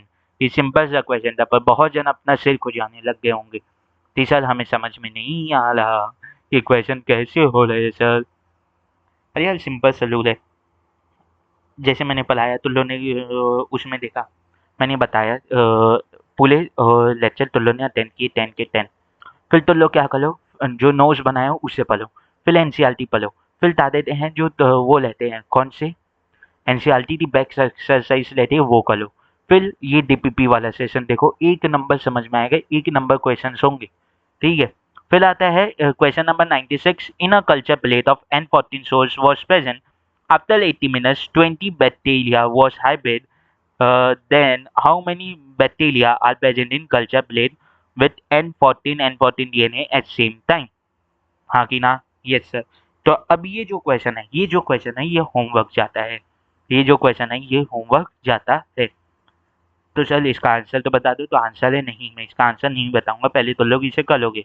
तो सर इसका आंसर कहाँ मिलेगा, तो मैंने यहाँ पे नीचे तो जो मैंने यहाँ पे आंसर की अटैच कर ली है, ठीक है। तो इससे देख के तुम लोग सॉल्व कर लेना, इससे देखते तुम लोग सॉल्व कर यानी सॉल्व कर लेना, चेक कर लेना, ठीक है, चेक कर लेना। अब आते हैं क्वेश्चन नंबर 97 में क्या बोला है, similar experiment with Michelson and Stoll was performed by Taylor in 1958. Similar experiment like Michelson and Stoll का जो experiment था उससे similar experiment टेलर ने 1958 में किया था, और experiment ने जो experiment जो टेलर ने किया था वो किस पे किया था, तो आंसर है किस ऑर्गेनिज्म पे किया था। तो क्या वो विशिया फाबर था, क्या वो फंजाई का, क्या वो इकोलाई था, क्या प्रोटिस्टा था, तो आंसर है वो विशिया फाबर था। फिर आते हैं semi conservative replication of DNA using N15 was demonstrated by, ये जो N15 का यूज करते सेमी कंजर्वेटिव एप्लीकेशन है डीएनए का, इसे कौन दर्शाया था, तो ऑब्वियस ही बात है मिचेल्सन एंड स्टॉल ने दर्शाया था। फिर आते हैं experiment of Taylor on Vicia faba use, experiment on Taylor और विशिया फाबर ने क्या यूज किया था, रेडियो एक्टिव थायमिडीन यूज किया था, रेडियो एक्टिव थायमिडीन यानी रेडियो एक्टिव थायमिडीन यूज किया था, हाँ कि ना, यस सर। अब आते हैं क्वेश्चन नंबर 100 में, 100 क्वेश्चन हो गए, अब सिर्फ 75 क्वेश्चन बचे हैं। डीएनए एप्लीकेशन सेमी कंजर्वेटिव है, कंटिन्यूस है, यूनिडायरेक्शनल है, तो आंसर है यस, ये सेमी कंजर्वेटिव है और ये यूनिडायरेक्शनल है, ये यूनिडायरेक्शनल है। पर क्या ये कंटिन्यूस है, आंसर है नहीं, कंटिन्यूस नहीं है, जब जेलुलर रहती है तब ये रेप्लिकेट करता है, मतलब जब सेल साइकिल में एस फेज आता है तब रेप्लिकेट करता है। अगर कंटिन्यूस रहता तो ये G1 phase, S phase, G2 phase और एम फेज तीनों में रेप्लिकेट कर लेता। तो ये पॉइंट समझ में नहीं आता लोगों तो कंटिन्यूस तो है नहीं। सेमी कंजर्वेटिव और सेमी डिसकंटिन्यूस है, तो आंसर है ये सेमी डिसकंटिन्यूस है, मतलब बीच बीच में रुक जाता है, बीच बीच में चालू हो जाता है, तो सेल साइकिल में एस फेज में चालू हो जाता है, ठीक है। तो ये इसका आंसर हो जाएगा सी, ठीक है। अब ये कंजर्वेटिव नहीं है, सॉरी, इसीलिए ऑप्शन नंबर डी नहीं हो पाएगा, सेमी कंजर्वेटिव है, ठीक है।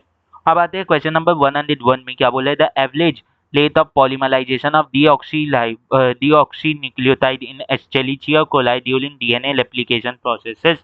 ये क्या था, आंसर है इसकी स्पीड क्या थी, कितने एवरेज रेट से पॉलीमराइजेशन हो रहा था, कितने एवरेज रेट से डीऑक्सी पॉलीन्यूक्लियोटाइड यानी डीऑक्सी न्यूक्लियोटाइड जोड़े जा रहे थे, ताकि आप डीऑक्सी पॉलीन्यूक्लियोटाइड बना पाओ या तादाद आप डीएनए बना पाओ।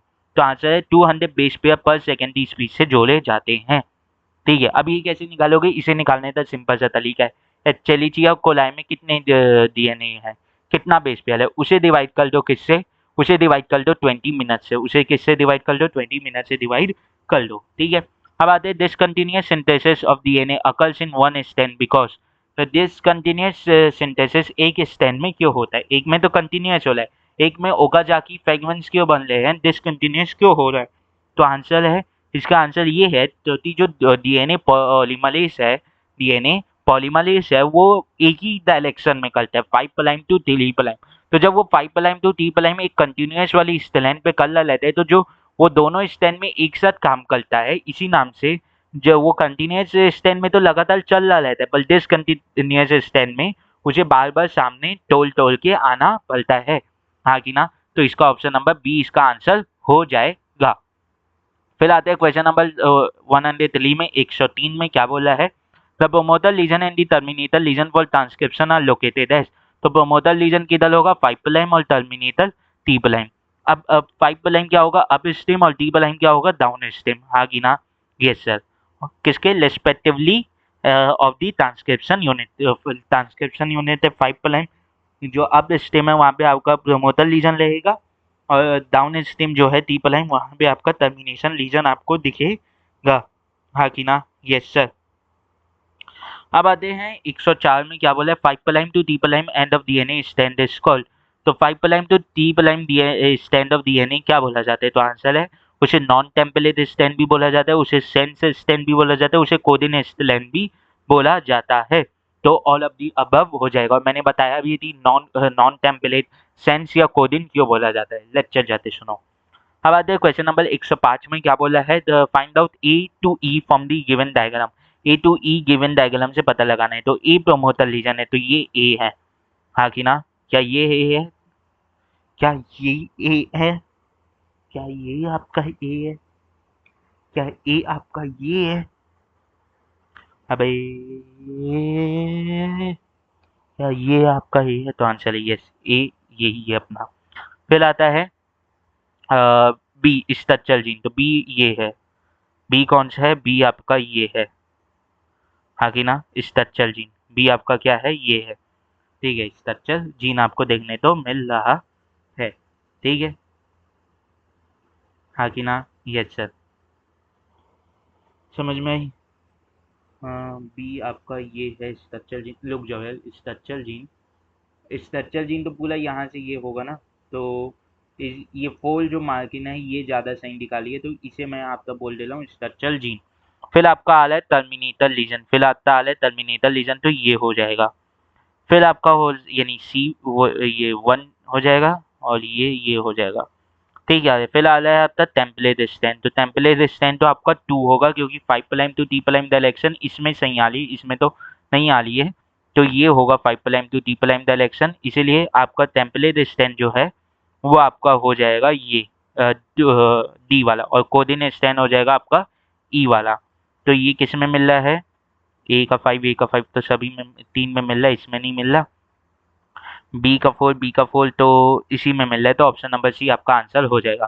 फिर आते हैं 106 में, क्या बोल रहा है, the stand with does not code for anything is called. जो किसी के लिए कोड नहीं करती उसे क्या बोलते हैं, टेम्पलेट स्टैंड बोलते हैं, ठीक है, उसे क्या बोलते हैं, टेम्पलेट स्टैंड बोलते हैं, हाँ कि ना, यस सर।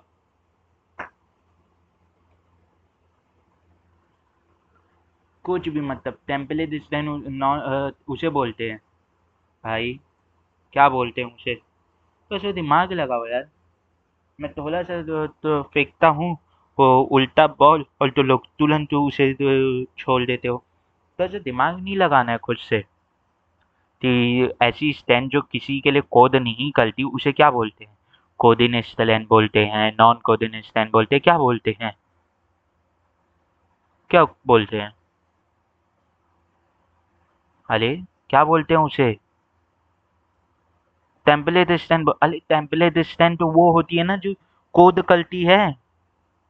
तो आंसर है उसे कोदिन स्टैंड बोलते हैं। क्यों कोदिन स्टैंड बोलते हैं? क्योंकि उसकी कोदिन और आलेनी की कोडिन सिमिलर रहती है।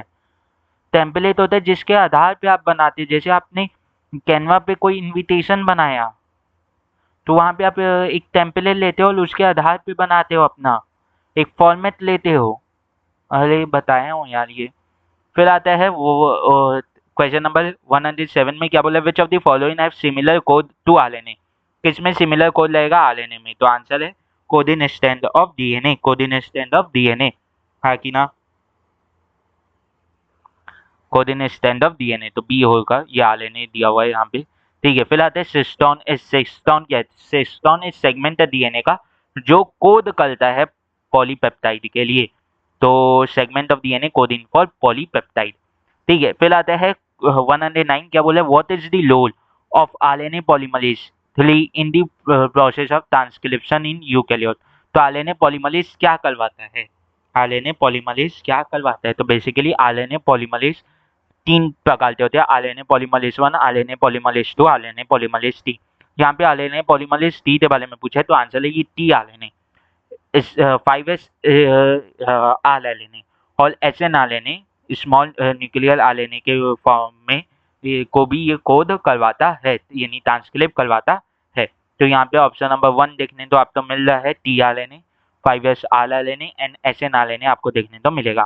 फिर आता है 110 क्या बोला, in eukaryotes RNA polymerase T catalyses the synthesis of. तो यूकेरियोट्स में किसे सिंथेसाइज कर रहा है? तो यहीं ऊपर से हम लोग तो पता है, ऊपर मार्क किए नहीं, यहाँ पे नीचे भी मार्क कर दिए। तो 5s आ लेने, टी आ लेने एंड एस एन आ लेने के लिए ये कोड करता है। हाँ कि ना?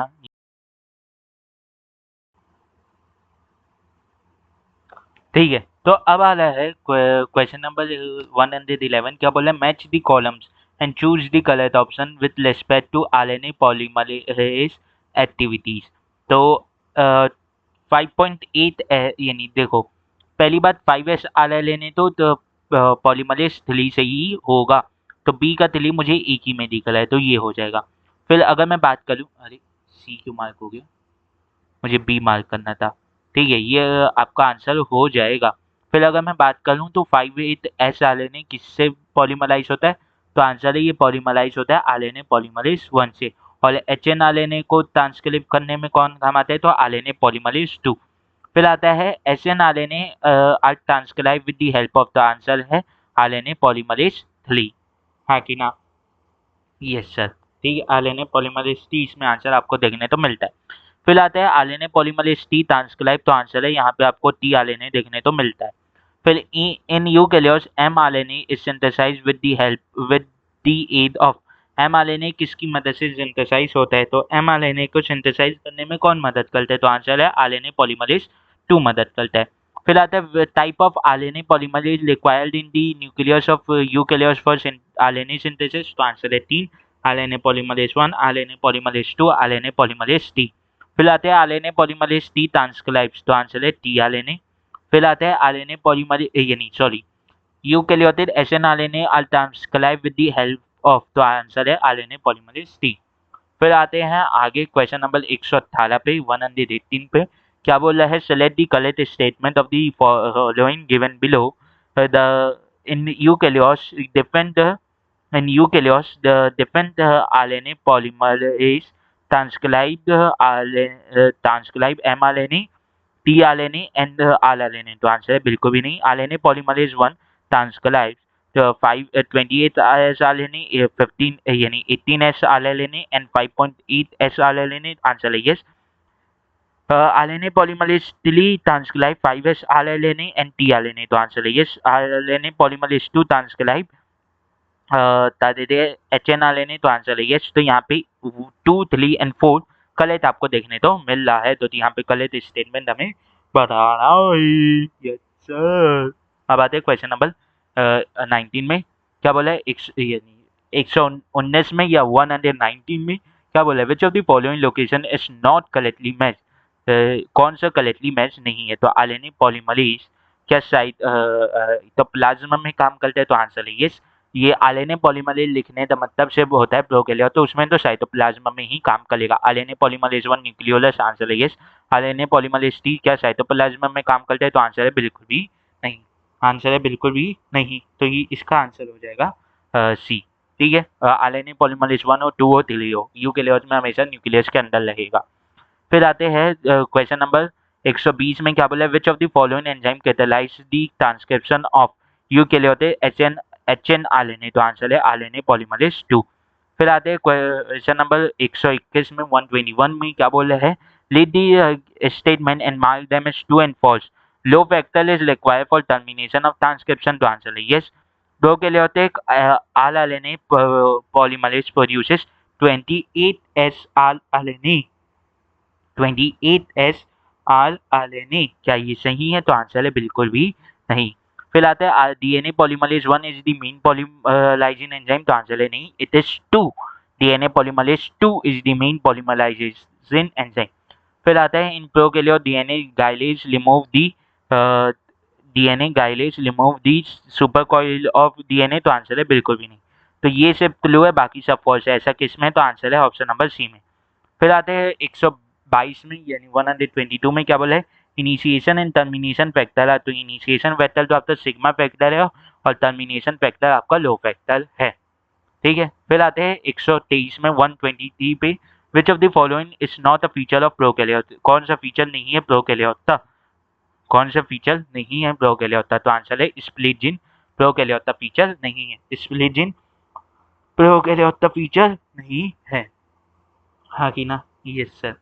अब आते हैं RNA polymerase require dash for the initiation of transcription, तो आंसर है सिग्मा फैक्टर इसे रिक्वायर होता है। इसे सिग्मा फैक्टर रिक्वायर होता है। ठीक है, फिर आते हैं DNA dependent RNA polymerase catalyses transcription on one strand of DNA which is called as. उस स्ट्रैंड तो क्या बोलते हैं? तो टेम्पलेट स्ट्रैंड, उस स्ट्रैंड तो बोला जाता है।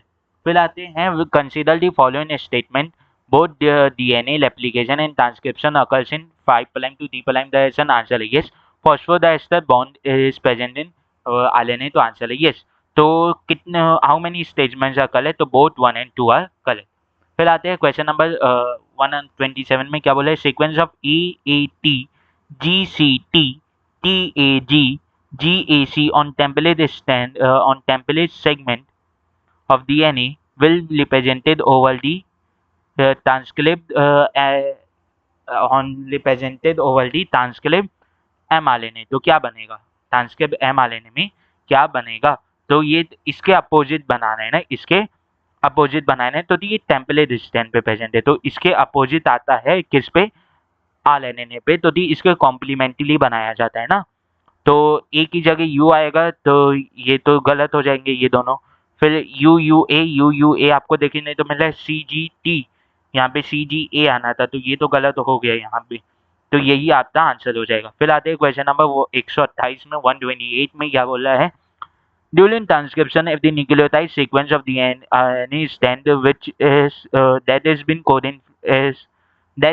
coded as ATACG, then nucleotide sequence in mRNA will be, जो कोड किया जा रहा है वो ये उसमें ये सीक्वेंस है, तो इसके अपोजिट आप तो देखने तो मिलेगी यानी UAUGC, तो आंसर है सी ऑप्शन आपको देखने तो मिलेगा। फिर आते हैं 129 में। क्या बोले? मार्क द इनकरेक्ट स्टेटमेंट, तो promoter is located in upstream in respect to क्या बोल रहा है? देखते हैं आगे, उसमें आगे दिया ऑप्शन में all RNA have structurally and catalytic role in translation। क्या इसका स्ट्रक्चर एंड वो रहता है कैटालिटिक रोल? तो आंसर है yes sir. rRNA is synthesized by RNA polymerase in bacteria. Answer है yes. Sir, genetic code was postulated before tRNA discovered. तो answer है नहीं, tRNA पहले डिस्कवर हुए थे, फिर RNA जेनेटिक कोड मिले थे। तो ये ऑप्शन नंबर डी इनकरेक्ट है, पर ये अपस्ट्रीम ऑफ स्ट्रक्चरल जीन यहाँ पे लिखा होगा, ठीक है। फिर आते हैं क्वेश्चन नंबर 130 में क्या बोला, methyl guanosine diphosphate is added at 5 prime end of HNRNA in a process called, इस प्रोसेस को क्या बोलते हैं, तो कैपिन बोलते हैं। इस प्रोसेस को क्या बोलते हैं, कैपिन बोलते हैं। अब आते हैं campaign is a process in which, campaign ऐसी प्रोसेस है जिसमें 5 मिथाइल गुआनोसिन डाइफॉस्फेट एडेड होता है एट 5 प्राइम एंड, यहाँ पे आंसर आएगा 5 प्राइम एंड, और यहाँ पे आएगा 3 प्राइम एंड, ठीक है। यहाँ पे 5 प्राइम एंड और यहाँ पे 3 प्राइम एंड आपको आंसर ऑप्शन देखेगा, तो यहाँ पे ऑप्शन नंबर बी हो जाएगा। अब यहाँ पे मैंने 5 प्राइम 3 प्राइम अपने हिसाब से जोड़ दिया। अगर आंसर की में यहाँ पे डी मिलता है तो ये समझ जाना 5 प्राइम इधर लिखा हुआ था, और बी मिलता है तो ये समझ जाना यही नोटेशन है, ठीक है। अगर डी मिलता है तो 3 प्राइम बी में था और 5 प्राइम डी में था, ठीक है। अब आते हैं स्प्लाइसिन इज मेंट फॉर एलिमिनेटिंग, स्प्लाइसिन किसे एलिमिनेट करने के काम आता है, तो आंसर है इंटरलॉन तो एलिमिनेट करने के काम आता है। फिर आता है in genetic dictionary there are 64 codon, तो ये 64 कोडॉन 20 अमीनो एसिड पे कोड करते हैं और बता देते हैं 32 tRNA आपको लगते हैं। तो 64 अमीनो एसिड बिल्कुल भी नहीं, 64 टाइप ऑफ tRNA बिल्कुल भी नहीं, 44 बता देते नॉनसेंस कोडॉन लेते, 20 सेंस कोडॉन लेते बिल्कुल भी नहीं, जेनेटिक कोड इज ट्रिपलेट। तो ये एक गलत स्टेटमेंट था यहाँ पे। तो देखो, अगर डायरेक्टली से इससे लिंक नहीं करोगे, पर बाकी सब स्टेटमेंट फालतू निकलने के कारण आप इसे ट्रांसलेशन के थ्रू लिंक कर ले ले हो, ठीक है। तो ऐसे किया जाता है बहुत से क्वेश्चन में। अब आते हैं क्वेश्चन नंबर 134 में क्या बोला, a coding sequence made up of alternating C and U bases would form a polypeptide having, ये बता देते हैं ऑल्टरनेटिंग सी यू करते आपको बता देते ऐसे मिलेगा। तो आपको कौन सा आपके पास पॉलीपेप्टाइड देखने को मिलेगा, तो CUC और UCU किसके लिए कोड करते हैं बताओ। ये ऐसे कोडॉन हैं जो मैंने बताए हैं, मैंने बोला था पूरे याद करने की जरूरत नहीं, पर जो मैं बता रहा हूँ उसे याद कर लो। तो आंसर है CUC तो ल्यूसिन था और UCU सेलिन था। तो यहाँ पे आपको alternative leucine and serine residue आपको देखने तो मिलेंगे। फिर आता है 135, क्या बोला है, which of the following codon for which of the following codon there is no tRNA, तो आंसर है बता देते हैं, आंसर है इसका क्या, स्टॉप कोडॉन। तो स्टॉप कोडॉन क्या है, स्टॉप कोडॉन क्या है, UAA UAG UGA, तो यहाँ पे UAG आपको देखने तो मिल रहा है, ठीक है। अब आते हैं which of the following codon is correctly matched with their function or the signal for particular amino acid, तो AUG होता है जो स्टार्ट कोडॉन होता है मेथियोनिन डे। तो GUG क्या सेलिन है, क्या GUG सेलिन के लिए कोड करता है, तो ऐसा बताओ, तो आंसर है बिल्कुल भी नहीं। UAA क्या स्टॉप कोडॉन है, आंसर है यस, ठीक है। और AUG वेलिन बिल्कुल भी नहीं, AUG स्टार्ट कोडॉन है और वो मेथियोनिन के लिए कोड करता है। फिर आता है which of the following can form homopolymer, तो आंसर है UUU होमोपॉलीमर बनाएगा, ठीक है। अब आते हैं given below are two statement, statement 1 क्या बोला है, codon are degenerate in nature, क्या कोडॉन डीजेनरेट इन नेचर होते हैं, कोडॉन आर ऑलवेज यूनिवर्सल। अब ये बताओ कोडॉन क्या डीजेनरेट इन नेचर लेते हैं, तो आंसर है यस, और क्या कोडॉन हमेशा यूनिवर्सल लेते हैं, तो आंसर है यस। तो both statement 1 and 2 are correct. अब आते हैं read the following statement A and B carefully and choose the correct option. तो जेनेटिक कोड जो लेते हैं, जेनेटिक कोड जो लेते हैं, क्या वो डीजेनरेट लेते हैं, अभी मैंने बताया यस सर वो डीजेनरेट लेते हैं, वो डीजेनरेट लेते हैं, पर वो क्यों डीजेनरेट लेते हैं, क्यों डीजेनरेट लेते हैं, क्योंकि एक जो ज़्यादा कल अमीनो एसिड है वो उनके लिए एक से ज़्यादा कोडॉन प्रेजेंट होता है। तो यहाँ पे both statement A and B are correct and B is the correct explanation of A हो जाएगा। डीजेनरेसी का मतलब ये होता है कि आप सिर्फ एक पे निर्भर नहीं है, आपके पास मल्टीपल वो रहेंगे ऑप्शन, तो एक अमीनो एसिड के पास, बहुत से अमीनो एसिड के पास एक से ज़्यादा कोडॉन रहते हैं, और इसे 32 tRNA से ऐसे कोड किया जाता है by the help of wobblers hypothesis, ठीक है। अब आते हैं 140 में, क्या बोला है 140, ये बोला है कि in if following is the sequence of nucleotide in RNA, what will be the sequence of amino acid coded by it. तो ये क्वेश्चन आने की चांसेस कम है, पर ये वो अमीनो एसिड है जो मैंने बताए हैं। तो AUG के लिए तो मिथ्योनिन आएगा, UUC के लिए कौन आता है, फिनाइल एलानिन। कौन आता है, फिनाइल एलानिन आता है, हाँ कि ना, यस सर। फिर आता है UCU, इसके लिए सेलिन आएगा। फिर GGG के लिए ग्लाइसिन। फिर UGC के लिए साइटोसिन, सॉरी साइटिन। और फिर आता है GUU के लिए वेलिन। तो मिथ्योनिन, फिनाइल, और सर ये बिल्कुल भी नहीं मैच किया यहाँ पे, तो ये पहले ही मैच कर गया। मिथ्योनिन, हाँ ये ठीक है, तो ऑप्शन नंबर सी हो जाएगा।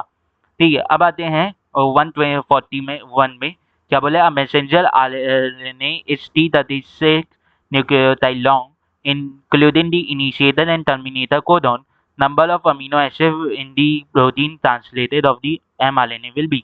तो देखो, इसमें आपका स्टार्ट कोडॉन और स्टॉप कोडॉन मिला हुआ है, तो स्टार्ट कोडॉन तो हमेशा कोड करेगा ही, तो स्टॉप कोडॉन कोड नहीं करेगा। तो इसमें स्टॉप कोडॉन माइनस कर देते तो ये बन जाता है 333। 333 बनता है, तो एक कोडॉन में 3 रहता है, तो ये हो जाएगा 1 1 एंड 1। तो ऑप्शन नंबर डी यहाँ पे आपको आंसर देखने तो मिलेगा। फिर आते हैं जेनेटिक कोडेज, डीजेनरेट, नॉन ओवरलैपिंग, और क्या लेते हैं, एम्बिगुअस लेते हैं, नॉन एम्बिगुअस लेते हैं। तो आंसर है नॉन एम्बिगुअस लेते हैं, तो डीजेनरेट और नॉन ओवरलैपिंग एंड अनएम्बिगुअस लेते हैं। फिर आते हैं क्वेश्चन नंबर 143 में, क्या बोला है, out of 64 codon 61 code wall 20 type of amino acid, this property of genetic code is called. ये टाइप ऑफ जेनेटिक प्रॉपर्टी क्या बोली जाती है, तो आंसर है इसे डीजेनरेसी बोली जाती है, जहाँ पे most of the amino acid के लिए एक से ज़्यादा कोडॉन आपको मिलते हैं। फिर आता है जेनेटिक कोड फॉर आर्जिनिन इस, जेनेटिक कोड फॉर आर्जिनिन क्या है, तो जेनेटिक कोड अब तो आर्जिनिन के जो मैं यहाँ पे है जो वो होगा CGU है, CGU ठीक है, CGC है और CGA है, ठीक है, तो ये आंसर हो जाएगा। ठीक है, आर्जिनिन के लिए क्या याद रखो, आर्जिनिन में ARG याद है, तो इससे CG याद रखो, इससे CG याद रखो, हाँ कि ना। कैसे जैसे आर्क होता है ना, इसे मैं कैसे याद रखता हूँ, आर्जिनिन में जो मोस्ट ऑफ दी यानी जो कोडॉन है वो CG से चालू होते हैं, मैं कैसे याद रखता हूँ, जो आर्क लेता है, जो आर्क लेता है उससे AR आर्क हुआ, फिर आर्क में ARC आता है, तो वो जो C है वो मैं G से पहले लगा देता हूँ, तो इस तरीके से ये मुझे याद रहता है। ठीक है, तो इसीलिए मैं बोला G से पहले G से CG याद रखो, कि आर्क आता है तो AR आया, फिर C से पहले आपको G लगा देना है।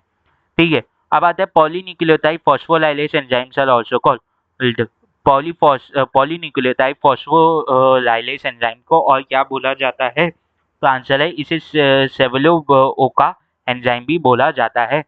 In order to code for all 20 amino acid, the code should be made up of 3 nucleotide, this statement was suggested by, ये किसके द्वारा सजेस्टेड था, तो आंसर है मार्शल नीलेनबर्ग, मार्शल नीलेनबर्ग के द्वारा ये सजेस्टेड था, हाँ कि ना, बिल्कुल भी नहीं। इसने तो ये बता देते हैं होमोपॉलीमर बनाया था, और कोलाना जी ने तो हेट्रोपॉलीमर बनाया था। ये जो स्टेटमेंट है ये जॉर्ज गेमाओ ने बताया था कि ट्रिपलेट फॉर्म में आपके कोडॉन प्रेजेंट है। फिर आता है 147, क्या बोले, genes that are involve in turning on and off the transcription of a set of structural gene are called, इन्हें क्या बोला जाता है, जो ऑन एंड ऑफ करने के काम आते हैं इन्हें क्या बोला जाता है, ऑपरेटर जीन। फिर आता है 148, क्या बोल रहा है, with what is the role of repressor protein in gene regulation, तो लिपलेसर प्रोटीन क्या करता है, RNA पॉलीमरेज की एक्टिविटी को घटाता है, तो एनहांस बिल्कुल भी नहीं, they inhibit the activity of RNA polymerase, तो answer yes, they inhibit the activity of RNA polymerase. फिर आता है during the expression of operon RNA polymerase binds to, RNA polymerase किससे बाइंड करता है, ड्यूरिंग दी, तो आंसर है RNA पॉलीमरेज किससे बाइंड करता है, ऑपरेटर लीजन से, सॉरी RNA पॉलीमरेज किससे बाइंड कर रहा है, तो ऑब्वियस सी बात है वो प्रोमोटर लीजन से बाइंड करता है। मैं यहाँ पे लिपलेसर प्रोटीन से सोच रहा था, दिमाग में लिपलेसर प्रोटीन चल रहा था, पर RNA पॉलीमरेज की बात कर ले, अगर लिपलेसर प्रोटीन की बात कर लेती तब वहाँ पे ऑपरेटर लीजन आता। फिर आता है regulation of gene expression occurs at the level of, तो regulation of gene expression transcription, post transcriptional जो वो लेते हैं चेंजेस आते हैं, फिर transfer of mRNA to cytoplasm में भी किया जाता है, ट्रांसलेशन में भी किया जाता है। ठीक है, तो यहाँ पे ट्रांसक्रिप्शन भी होगा, ट्रांसलेशन भी होगा, स्प्लाइसिंग भी होगा, ऑल ऑफ दिस होगा। ठीक है आंसर। अब आते हैं the sequence of structural gene in lac operon is. Lac operon में स्ट्रक्चरल जीन का सीक्वेंस क्या लेता है?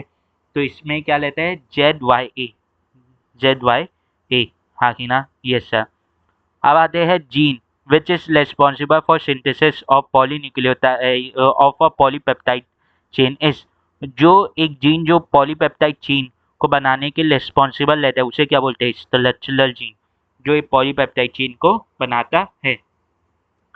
फिर आता है if repressor binds to operator of for lac operon, क्या होगा? Structural gene ZYA and fails to transcript. तो आंसर है yes sir, RNA polymerase is activated, बिल्कुल भी नहीं। Galactosidase does not act on lactose, बिल्कुल भी नहीं। Lactose is unable to move to repressor, बिल्कुल भी नहीं। ठीक है, तो स्ट्रक्चरल जीन कोड नहीं हो पाते, ट्रांसक्रिप्ट नहीं हो पाते। फिर आता है which of the following is not produced by E coli in lac operon. तो कौन सा प्रोड्यूस नहीं किया जाता? तो आंसर है लैक्टो डिहाइड्रोजिनेस प्रोड्यूस नहीं किया जाता। लैक्टोज को तोड़ने वाला हमें नहीं चाहिए। ट्रांस एसिटाइलेज प्रोड्यूस होता है, बीटा गैलेक्टोसाइडेज प्रोड्यूस होता है, लैक्टोज परमीज प्रोड्यूस होता है। बीटा गैलेक्टोसाइडेज लैक्टोज को तोड़ने का काम करते हैं, ना कि लैक्टो डिहाइड्रोजिनेस जो उसे पूरा खत्म करने का काम करता है। लैक्टो डिहाइड्रोजिनेस से वो नहीं बनेगा, क्या? ग्लूकोज और गैलेक्टोज नहीं बनेगा। ठीक है, अब आते हैं बीटा गैलेक्टोसाइजेज, जो उसमें बीटा बॉन्ड रहता है उसे तोड़ने के काम आता है। फिर आता है इन लैकोपेलोन मॉडल लैक्टोज फंक्शन है। लैक्टोज किसकी तरह काम कर रहा है? तो ये इंड्यूसर की तरह काम कर रहे, लैक्टोज इंड्यूसर की तरह काम कर रहे। कैसे काम कर रहे हैं? वो लिपलेसर प्रोटीन से बाइंड कर रहे हैं। तो inducer that bind to repressor protein, answer है यस, लिपलेसर की तरह काम निकल रहा है। Inducer that bind to structural gene, बिल्कुल भी नहीं। को लिपलेसर, बिल्कुल भी नहीं। फिर आते हैं 156 में, क्या बोला है? In lac operon gene gene Z code for, gene Z किसके लिए कोड करता है? तो ये बीटा गैलेक्टोसाइडेज के लिए कोड करता है। हाँ कि ना? यस सर, हाँ कि ना यार? Yes sir. फिर आते हैं 157 में, क्या बोल रहा है? लैकोपेलोन कंसिस्ट ऑफ। लैकोपेलोन में क्या लेते हैं? तो बेसिकली लैकोपेलोन में 3 स्ट्रक्चरल जीन लेते हैं और कितने रेगुलेटरी जीन लेते हैं? एक रेगुलेटरी जीन रहता है। ठीक है, जो लिपलेसर प्रोटीन बनाता है। अब आते हैं द इंड्यूसर ऑफ लैकोपेलोनिस, तो आंसर है लैक्टोज। फिर आते हैं E coli cells with mutated gene Z of the lac operon the cannot grow in medium containing only lactose as the source of at the source of energy because, क्योंकि अगर Z gene activate नहीं होगा, mutate हो गया रहेगा, तो beta galactosidase नहीं बनेगा। बीटा गैलेक्टोसाइडेज नहीं बनेगा तो वो लैक्टोज को ग्लूकोज और गैलेक्टोज में तोलेगा नहीं और वो एनर्जी की तरह ग्लूकोज और गैलेक्टोज यूज नहीं होंगे। इसीलिए ऐसा क्यों नहीं हो पा रहा? तो वो सिंथेसाइज नहीं कर पा रहे फंक्शनल बीटा गैलेक्टोसाइडेज। ठीक है, तो ऑप्शन नंबर 1 यहाँ पे आंसर हो जाता है। फिर आता है 160, क्या बोले? Jacob and Monod won Nobel prize for their work on, तो आंसर है ओपेलॉन मॉडल के ऊपर उन्होंने जो काम किया था उसके लिए उन्हें नोबेल प्राइज मिला था। फिर आते हैं 161 में, क्या बोला है? Which type of regulation is exhibited by lac operon through action of repressor protein, तो आंसर है लिपलेसर प्रोटीन के द्वारा कैसा रेगुलेशन देखने को मिलता है? नेगेटिव रेगुलेशन देखने को मिलता है। फिर आते हैं dash and dash are gene present on mega project, तो आंसर है यहाँ पे बेस पेयर और यहाँ पे हमें जीन लिखने हैं। तो यहाँ पे आपको लिखना पड़ेगा 3 to 10 to the power 9 base pair और यहाँ पे आपको 20 से 25 जीन लिखना पड़ेगा, या 30 जीन का भी ऑप्शन रहेगा तो वो भी लिख सकते हो, तो डिपेंड्स ऑन ऑप्शन। तो यहाँ पे आएगा 3 to the power 9 base pair and 20,000 gene. 20,000 gene क्यों? क्योंकि गोल में 20 to 25,000 ऑफ जीन लिखा हुआ है। ठीक है, फिर आते हैं which term is use to describe the arrangement in which multiple gene are regulated by common promoter and regulatory gene in bacteria, तो ये टर्म किसे रिप्रेजेंट करने के काम आता है? ओपेलॉन तो किसे? ओपेलॉन तो रिप्रेजेंट करने के काम आता है। फिर आता है HGP is closely associated with which branch of biology, तो आंसर है बायो इन्फॉर्मेटिक्स। HGP से एक नई HGP में काम करते हुए ही एक नई ब्रांच डिस्कवर हुई जिसे हम लोगों ने बायो इन्फॉर्मेटिक्स बोला। फिर आते हैं 165 में क्या बोला है, it is the commonly use vector in human genome project are, तो आंसर है ईस्ट आर्टिफिशियल क्रोमोसोम। ठीक है, तो अब आते हैं क्वेश्चन नंबर, अब आते हैं क्वेश्चन नंबर 167 में 167 में क्या बोलता है,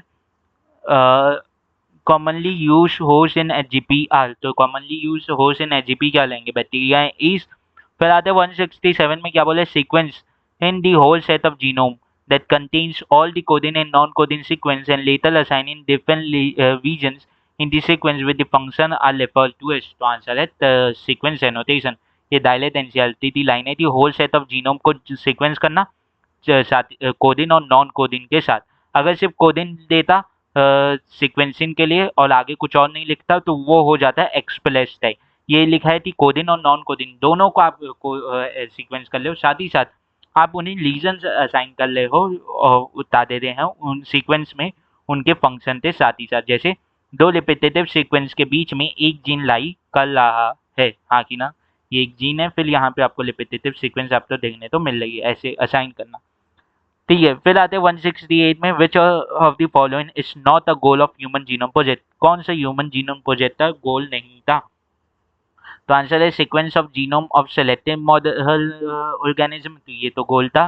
टू एलिमिनेट ऑल डिजीजेस, बिल्कुल भी नहीं, तो यहाँ पे ऑप्शन नंबर बी आंसर हो जाता है। फिर आता है 169, डीएनए फिंगरप्रिंटिंग टेक्निक्स वो डेवलप बाय, तो आंसर है ये जेफले एंड एट ऑल, यानी जेफले एट ऑल मतलब जेफले एंड इस कंपनी, यानी इस कोवर्कर्स इस स्टूडेंट हो सकते हैं, उसके ग्रुप ऑफ साइंटिस्ट के द्वारा डिस्कवर किया गया था, डेवलप किया गया था। Which of the following is a true regarding mini satellite, ये मिनी सैटेलाइट लिगादिन कौन सा ट्रू है, तो क्या ये जीसी लिच होते हैं, तो आंसर है नो सर। कैसे नहीं होंगे, माइक्रो सैटेलाइट एटी लिच होते हैं, जब मिनी सैटेलाइट तो जीसी लिच होंगे ना, हाँ कि ना, ये sir. Individual vary in size number and location of this mini satellite, तो आंसर है यस।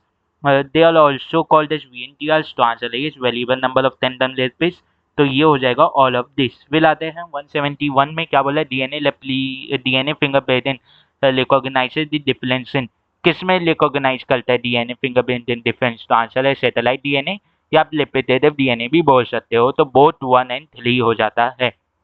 फिर आता है 172 में क्या बोला, which of the following technique is use in DNA fingerprinting, तो इनमें से कौन सी डीएनए फिंगरप्रिंटिंग में टेक्निक यूज होती है, तो आंसर है सदर्न ब्लॉटिंग। फिर आता है 173 क्या बोला, वीएनटीआर रिफर टू एस, तो वीएनटीआर तो variable number of tandem repeats बोला जाता है।